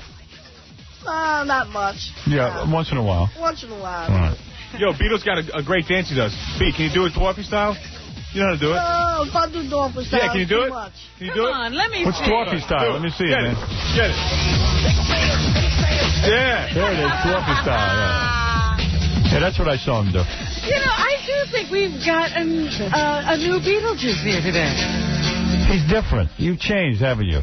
I've been changed over a year. Yeah, he's changed. This is a new image he's presenting to us. Well, he's getting more famous. When we first got him, no one knew who he was. I know, he's a little bit tired of all the acclaim. Will you ever retire? Me? Yeah. You I'm will. about to retire, yeah. You are. I thought so. I knew he was tired of it. He's ready to step off the stage. He's really gone hot. You're into Scientology now, right? Yeah. That's your thing. When did you get into that? Oh, about 4 years ago. 4 years, yeah. Yeah, you know John Travolta? Yeah, Dr. Bolton been there for about 8 years. Right. Yeah, he hangs out with Kelly Preston, right? And who else? Tom Cruise? Tom Cruise. And Kirstie Alley. Right. Yeah. You got to get into Kabbalah next with Madonna and Sandra Bernhard. Yeah, we tried it before we tried it. Yeah. But she couldn't make it, Right. you know. Right. All right. Well, he's gone Hollywood. Yes. Why not? Well, tell Robin, you went to school with high school with George Washington? I don't know about that. All right. No, Abe Lincoln. Well, Abe Lincoln's been there for like 20 years. All right. Yep. He's done it all, man. It's time for you to retire soon. What will you stop doing bachelor parties and dwarf touring? Yeah. Yeah. Wow. What are you going to do in your reterement? Me? Probably just film. I'm just going to sit down and relax. Yeah? Beetlejuice's movie, Scary Movie 2, will be in theaters July 4th, 2001. Bubble Boy will be in theaters August 3rd, 2001. Wait a minute. You mean this July? Coming July and this coming August, Beetlejuice will be a major motion picture star. I'm amazed. I'm the man of it. Beetle is in SAG, right? Right. Yeah. And his headshots are posted at jollydwarf.com. Right. Yeah. Are you going to get like a Hollywood wife now? Could be. Yeah. You going to divorce Katie Juice? Maybe. Yeah. Who you got your eye on? Me? Kate Hudson? Could be. Yeah. Believe me, Dave Walrus Hawthorne is sitting there. He wants Beetlejuice's career. Look at those movies. My career He gets too lines much in his for. movie. What is that, Hawthorne? He gets lines in his movie. Yeah, right. They add lines. You could goof on Beetlejuice all you want, man, but he gets I lines. got too many lines for you, dude. See? Right. See? Too many lines. You'll kick his ass, right? Don't fall low, yo. Yeah. He's trying to give his lines away. Yeah. You can't beat the lines. You gonna work with Jack Nicholson at all? Yeah. You are? Yeah, that's what I thought. I heard a rumor about that. What about De Niro? Well, De Niro, he was a nice guy, though. Yeah, you know him. Sure he knows him. He's in Hollywood. He's famous. He is famous. I see a lot of his movies. Yeah. Well, Beetle, let's discuss the news. I know you always have thoughts on this stuff, and always anxious to hear from a Hollywood star. Right. Right. That's right. Now, yesterday I told you that the president makes $400,000 a year, Howard. Right, that's good money. And, you just like to compare that. I don't know what you make. You won't tell us. Right. But, certainly the president has a more prestigious and important job, don't you think? Yes. But you make more money than the president, right? Yes, I do. All right. Who else makes more money than the president? Fred. Fred makes more money than the Does he? president. Yeah. Oh, my God. I don't think so. Well, you don't think Fred makes more money than Brennan? Nah, I don't think so. You're going to insult Fred like that? You know he'll kick your ass. Fred ain't gonna do it. Fred'll do it. He ain't got no channels. Right. Beetlejuice, do you make more money than the president? Me? Yeah. Oh. Of course he does. Paul Tagliabue, he is the national... Who's a millionaire? That's me. Yeah. You're a millionaire? That's right. Wow. You're not yet a millionaire. You're going to be one. Oh, I'm going to be one or two more months. Right. All right. He's the commissioner of the National Football League. How much do you think he makes? Paul Tagliabue? Yeah. Commissioner of NFL? Mm-hmm. $300,000. 4,000. Why are you shorting the guy? How much you say, Beetle? Probably about 4,000. 4,000? He makes $5 million a year. Really? Yes. Oh, because he's an owner, isn't he? No, he's the commissioner. Huh. Kofi Annan, who's the the United Nations Secretary General, what does he make? $100,000. For Are being the Secretary General? Oh, my goodness. $300,000. You're going too high. No. How about 4,000? No, $258,000. $258,000 a year. $258,000. That's right. I never would have guessed that. Jack Valenti, the guy you always see talking about how they should keep the ratings on the movies. Yes. How much does he make? What is his job? Is he the head of the movie? He is the head of the Motion Picture Association. And he's paid by who? The Motion Picture Association. $600,000. How much? $1.2 million. Wow. He's a millionaire. That's right. That's a good job. Yes, it is. And the manager of the Yankees, Joe Torre, what does he make? $3 million. You're right. How do you know? You hit him right on the head. I don't know. $2 million. He's right. Beetle. He's right on the head. Right on the head. That's it. I understand. And he is the lowest paid guy. All of his team, the team members make more money than him. Right. You have to listen to him. And Jesse Jackson, we know now. We don't even know what he has makes. said that he gives himself $430,000 a year. Yeah, but that's bull because his kids and everyone else have bottling plants and all kinds. He's one of the wealthiest guys in the world. Yeah, but he runs all those organizations that collect millions and millions and millions of dollars. You will never know what Jesse Jackson makes. So that's what he claims to give himself. What is it, Dan? Hey, Beetlejuice, remember me? We sat across from each other in the plane? Yeah. And you had a wet dream? You were going... You had a wet dream on the plane? You were like a cow. What cow? Hey, we ran on one cow. What happened? He was dreaming about Robin. Yeah, he said something about Robin. It's the same guy over and over again. You fat pig. Thank you. Oh, my God. I'm sorry, Thank Robin. you. Nikki, Thank go you ahead. for adding to the show. Nikki, go ahead. You're on the air. Hi. Yes. Good morning. What can we do for you, Nikki, quickly, please? Okay, real quick. I want to say that I want to know if Beetlejuice divorced Katie Juice.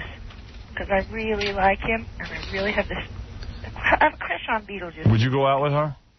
Sure I will. Yeah. You will, baby? Sure I will. All right. Well, hold on. We'll take down your number. Thank you. You're good looking? I guess she's good looking. I don't know. Yeah, I think she's good looking. You do? You can tell from her voice? Yeah. I can tell about her voice. Yeah. Are you tall? Me? Yeah. I'm 5'7". You're perfect for him because you go, me? I'm sorry, They have so much in common. 5'7"? That's good. before I leave? Sure. Go ahead, Beetle. Turn her on. Turn around? Yeah. No, turn her on. Oh, yeah, I can tell you off, baby. She wants you to spell red for her. Oh, spell red, A-T-R, baby. Spell red, baby. A-T-R, there it is. Thank you, honey. Get out of here. Oh, my goodness. Go ahead. Anyway, we got this whole plane situation in China that's dragging on. Now they're questioning the people, the 24 crew members of the flight, and they say the crew members basically tell them what happened, that they got knocked out of the air by this Chinese plane, and that's why they landed there. So the United States is still trying to get them out.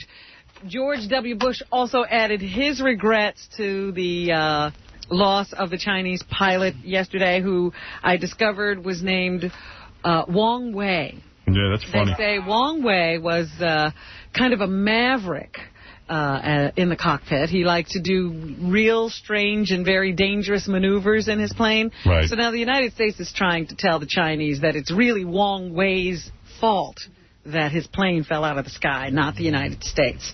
So anyway, the families are waiting, and those guys are still in China being questioned, and we're hoping that they won't be put on trial and charged with espionage. Right. But that remains to be seen. Pam Anderson and Tommy Lee really are trying to reconcile. What do you think is wrong with her? I mean, really, what do you think? It's as bad an addiction as, you know, that Vicodin stuff. I know. Going around in Hollywood. She testified that the guy pushed her down steps and stuff, and she's back with him? She is addicted, and every time she gets close to him, she gets weak for him. I really think he's changed. They say that they've been holed up for 4 days in a hotel or something. Yeah. Attempting a reconciliation. So they are definitely back together. And I understand that Marcus Schenkenberg and Kylie Bax are both very upset. They are. At least according to published reports. Yeah. Well, Kylie, I don't know, man. I don't know what her story is. It's hard to figure out. Really hard to figure out. And hard to hear that she could go back to Tommy Lee. Everybody's wondering if the rally yesterday... And by the way, she should not be allowed to have him arrested again. If he does anything wrong, she knows the score on this guy. Don't waste the taxpayers' money. If he does something wrong, deal with it, sweetheart. Am I right or am I wrong? Right. Of course I'm right. He hit it on the head. I hit it on the head. You did. Why is she calling the police? I don't know why she can't deal with it. Right. That's right. Deal with it. How you doing in the stock market? Yeah, what's going on with you in the stock market? Well, the stock market, we're doing pretty good, but, you know, it's coming out pretty soon. So, we have to do something. You invest in the stock market? Yeah, we're doing something right now, but, you know. Who's we, by the way? You and that manager of yours, Sean? Yeah, me and him doing something a little more better. You know, trying to figure out something. What are your 3 favorite stocks? Microsoft and what else? Well, it's all 3 of them at the same time. Lewis, you're on the air. Hi, Beetlejuice. This is Lewis.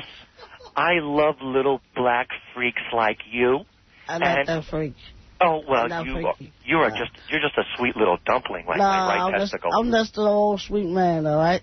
I would be willing to offer you $1,000 if you would go on a date with me. Ain't no dates here. I figured we could...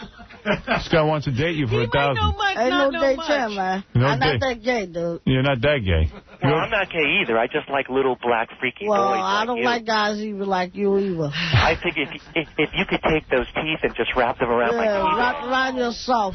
Wrap them around yourself, Beetlejuice says. Well, he doesn't go there. I don't deal with guys. You're not going with this? For $1,000 you won't do him? Oh, no, I don't deal with guys. 2,000. Yeah. I don't deal with nobody. Right, you're not gay. You're not Have you ever had gay sex, Beetlejuice? Nah, I'm not that gay, man. I don't deal with gay guys. How gay are you? I mean, how much have you tried? By the way, who is this? Crazy Cabbie on the phone? Oh, no, this is his sister, Crazy Katharina. This guy, you're not interested in the $1,000? Beetlejuice, can I ask you something? Beetlejuice, can I put you in Crazy Cabbie's crack pipe and smoke you? Smoke yourself. Beetlejuice is not gay. Beetlejuice, I would fondle your sphincter like a dough ball in a pizza Ain't no shop. dope here, man.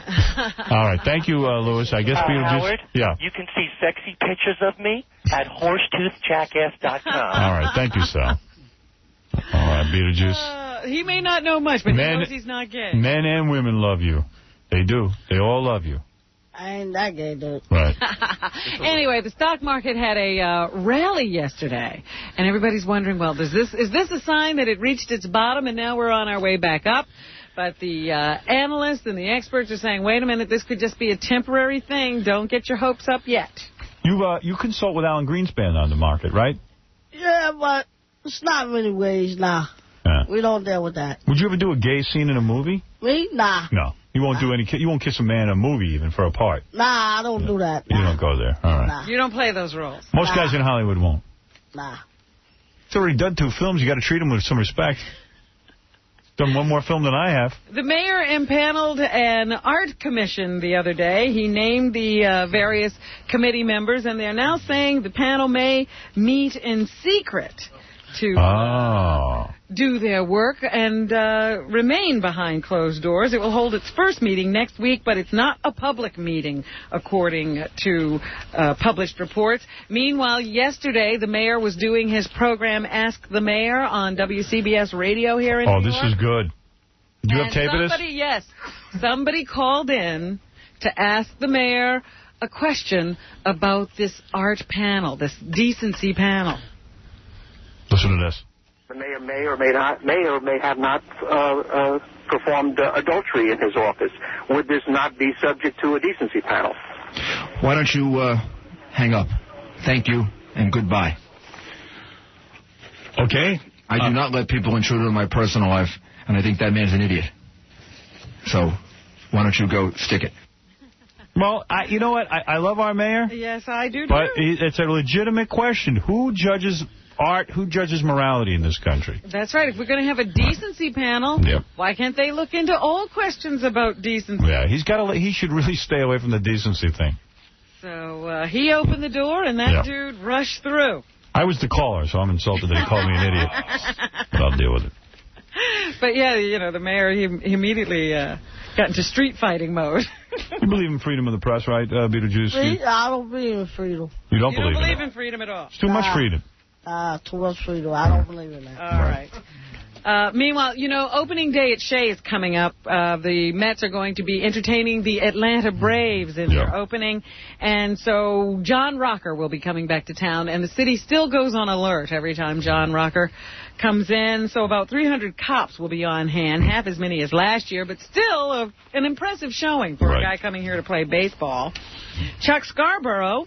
Who's that breathing? It's Beetlejuice. Oh, what? He's got a cold, that's all. Oh, I didn't know what that was. Beetle, what is that? Sorry. Yeah, you got a cold, right? Yeah, just a cold. Just a cold, It huh? ain't nothing. I like listening. I turned this mic up so you could hear it. Chuck Scarborough is being sued by an elderly woman who says she tripped over his dog when she came to Manhattan last year to shop. You believe this, Beetlejuice? I don't believe in that. That's what I thought. I'm not going to try and comment on any of this. Okay, well, he's got to go to court with this woman. It doesn't say how much money she's asking for. The woman tripped over... She wouldn't ask about it, but she wouldn't even ask for $4,000. The woman... Actually, she's asking for $6 million, Beetlejuice. Well, if she is for $6 million, she wouldn't be asking for $50,000. Rose Kaplan was 82, and she was here shopping at a little home store, and Chuck's wife had the dog on a leash, and I guess the woman didn't see the dog. She stumbled over it and fell face first onto the ground, smashing her face So let us sue the dog. shoulder. Do people... Hey, let me ask you something. If somebody tripped over Beetlejuice, because Beetlejuice isn't that tall, could they sue Beetlejuice? I guess so. They couldn't sue me because I couldn't do it. I'm too heavy. Well, her husband... It couldn't be that she's old and clumsy, could it be? Her husband is a co-plaintiff in the suit. He's seeking $1 million for loss of his wife's services. $1 million? Yeah, because she lost everything because she was standing there along with him. But can you imagine? She's 82. How old is he? And he's complaining about losing her services? Come on. Give me a break. Trips over a dog. And somebody is suing The Sopranos. But it's not a real lawsuit. It's like they're doing They don't want money. So silly. It's this Italian defamation league. They think... want it declared that this doesn't represent Italian families. They say that the HBO program portrays all Italian families as criminal and as if criminality is inbred in Italians. Right. So they want that all cleared up. I think it's frivolous and silly. Mm-hmm. But I guess somebody will entertain that. At the movies this weekend. Yeah, what is new in the movies? Blow. Johnny Depp's new movie opens nationwide today. He plays a guy named George Jung in the movie who was a drug runner for the Colombian cartel. What did Johnny learn about George during their brief visits with him in jail? Number one. What I learned just looking at George, not even listening to him even, but just looking at him, watching him, is you're watching a guy whose heart is breaking every day. I mean, every minute of the day. And I'm sure that he has great fantasies of being able to be a father again. Okay. Frankie Potente is one of the love interests who gets to kiss Johnny Depp in this movie. She says that kissing scenes are overrated. Number 9. Let's hear this bull. It's always kind of disappointing, I guess, in general when you talk about kissing people in movies, because the truth is really that it's less... That's such a lie. Maybe for a chick it's not, but I found it to be the most exciting thing. You were excited about it, huh? Oh, my God, I loved it. It wasn't work for you. Yesterday she said it was work. She's just a freak. Sexy and less arousing your feelings, then I guess I could understand if you're like a girl. If I was like a girl on the team and I saw that, I would be like, oh my God, I wish I was, But she's full of it. Don't listen to her. You're not going to learn anything there. And Blow represents the return of Paul Rubens. He Pee-wee is a contributor to this movie. Here he talks as many legitimate movies as Pee-wee gets in. We're not going to forget that he shot the Gabby-Goo. You know what I mean? I know about that contribution, but here's what he contributed to Blow. I felt like there could definitely... He got himself a deep voice. Use some... It's like the serious Pee-wee Herman. Make relief in the film. And that... I'm a serious actor, man. That was kind of something I could bring to... I'm Paul Rubens, man. I'm not Pee-wee Herman. That I could play a very real character based on a real person and not be... All right, I don't want to hear about his character. He's going very in-depth into what it was like. You don't like that guy, right? Nah, yeah. I don't believe in that. You don't believe in that, huh? Me neither. I'm with you. Last week, Spy Kids was number 1 at the box office. It was directed by Robert Rodriguez. How did he get the idea for Spy Kids? Here's this hour's Workforce Payroll ID number, 560. Make sure you have it later this hour when we give you the cue to call for your shot at $1,000 an hour. Workforce Payroll on 95.1, 95.5, The Nerve Rocks. Say it right. Yeah, Banderas. And they're dressed in tuxedo. This is the director, by the way, who sold his body to science to direct his first film. So this guy... get into Hollywood. This guy deserves success. Go see Spy Kids. Okay. Hugh Jackman is in the number 2 film last week, and I told you, he's in every movie now. He's co-starring with John Travolta in Swordfish, which comes out soon. Even though he's married, did he do any research on dating, and what did he learn? Number 4. There's so much of the dating scene. Like, I went out to Hogs and Heifers a couple of times to just watch what goes on. And he has to go study dating? He forgot. Yeah. I should have studied dating when I was married. Just in case things had changed from my single days. But really, there's so much. Beetlejuice, you're an actor. You don't need to study. Nah. No, you just go in there and do it. You know where that's at. Yeah, what kind of research did you do? Oh, I do a lot of research. Really? Yeah. He doesn't even read the scripts. He doesn't know who he plays. Yeah, right? You don't bother with that. Me? Nah, yeah. I don't even think. All right. Thank you. Finally, somebody willing to tell the truth. And the guy's got a bigger career than Walrus. Monica Potter is playing opposite Morgan Freeman in something called Along Came a Spider, a thriller that's at theaters starting today. And she says she had to be convinced that she was right for this role. When I read this, I said, I called my agent. I said, you're fired. I'm not doing this. You're fired. I like that. I called my agent. He offered me a movie. I said, you're fired. You're offering me work? Because I had become so complacent, and I thought that that's what people liked. And what is she, retarded? Who are these people? What has she been in? My agent called me about work the other day, so I fired him. She's wacky. Oh, my goodness. These agents are worth their weight in gold. Look at what they have to listen to. Christina Applegate from Married with Children and her own series on NBC. She is in a new movie called Just Visiting, and she was asked who the intended audience is for this film. I actually saw the film with a test audience that was... That's the only audience that's going to see it. Anywhere from 15 years old... I think some of these films they make just for test audiences. ...old to... I like everybody with the test audience. 50 years old, and they all really enjoyed it. They all got something from it. You know, some people really were attracted to the fairy tale. Okay, whatever. Who cares? It's for everyone, Howard. Right. And, of course, last night watching Survivor, Nick was the latest tribe member to be kicked out. That now leaves them down to 6. And Richard Hatch, who was the winner of last year's Survivor, is always being questioned about the new series.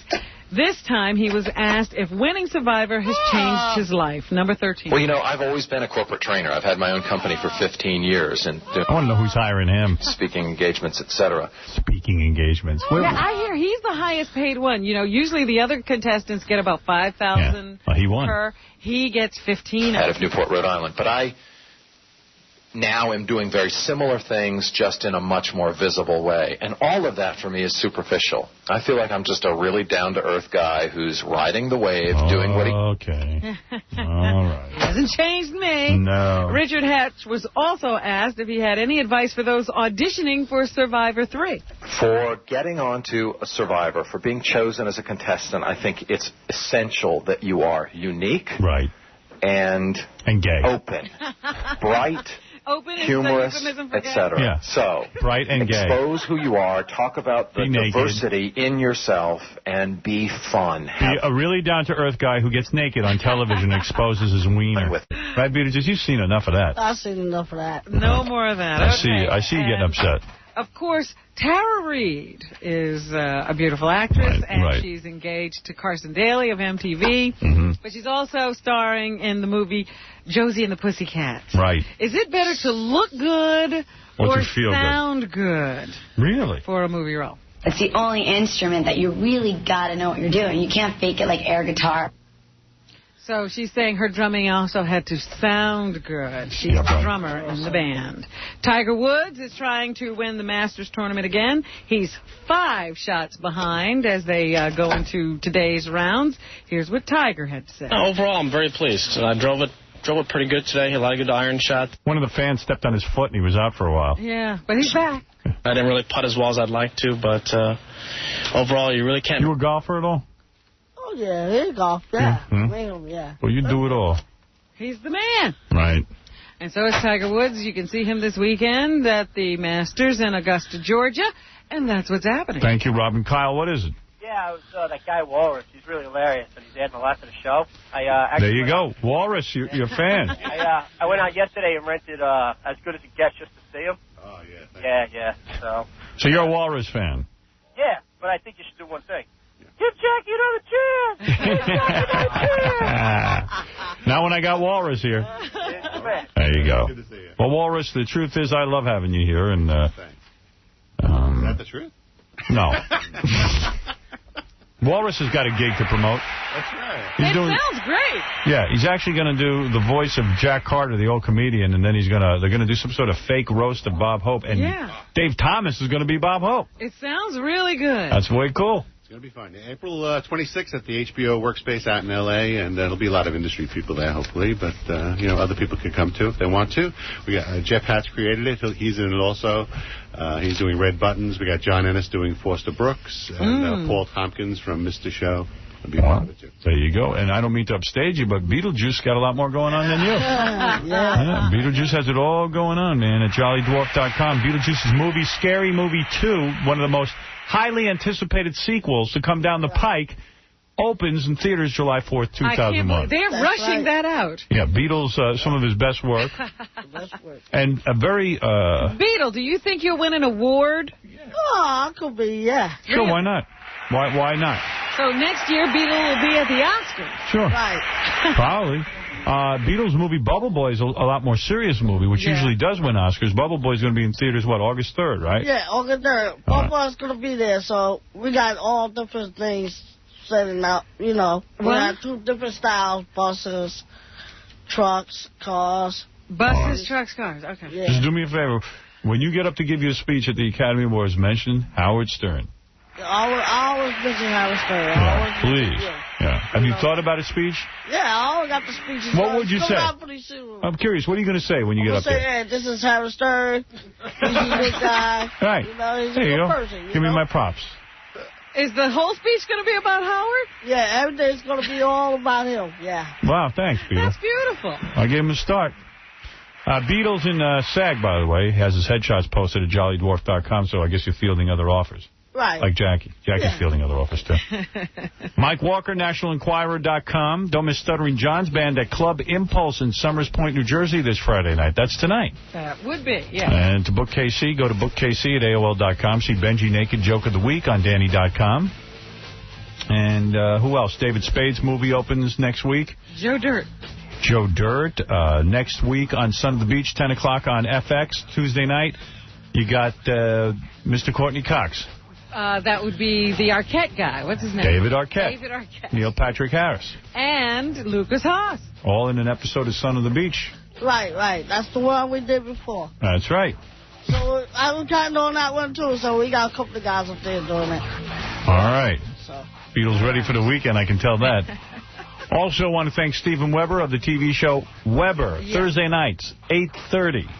On NBC. Oh, don't forget the Bridget the Midget, too. What about We her? got her on there, too. Where? On the show. You do? Yeah, What show? Huh? What show? So, we got her on the show, though, but, you know, you got to see this one. It's a little different, though. You got to see it. All right. And don't forget to thank Abe Hirschfeld, live from prison in Queens, at the Tombs. Right. He's over there. Yeah, that's where we are, right over You're there. at the Tombs? Right. Yes, at the Tombs, yeah. And we'll see you next time. Thank you.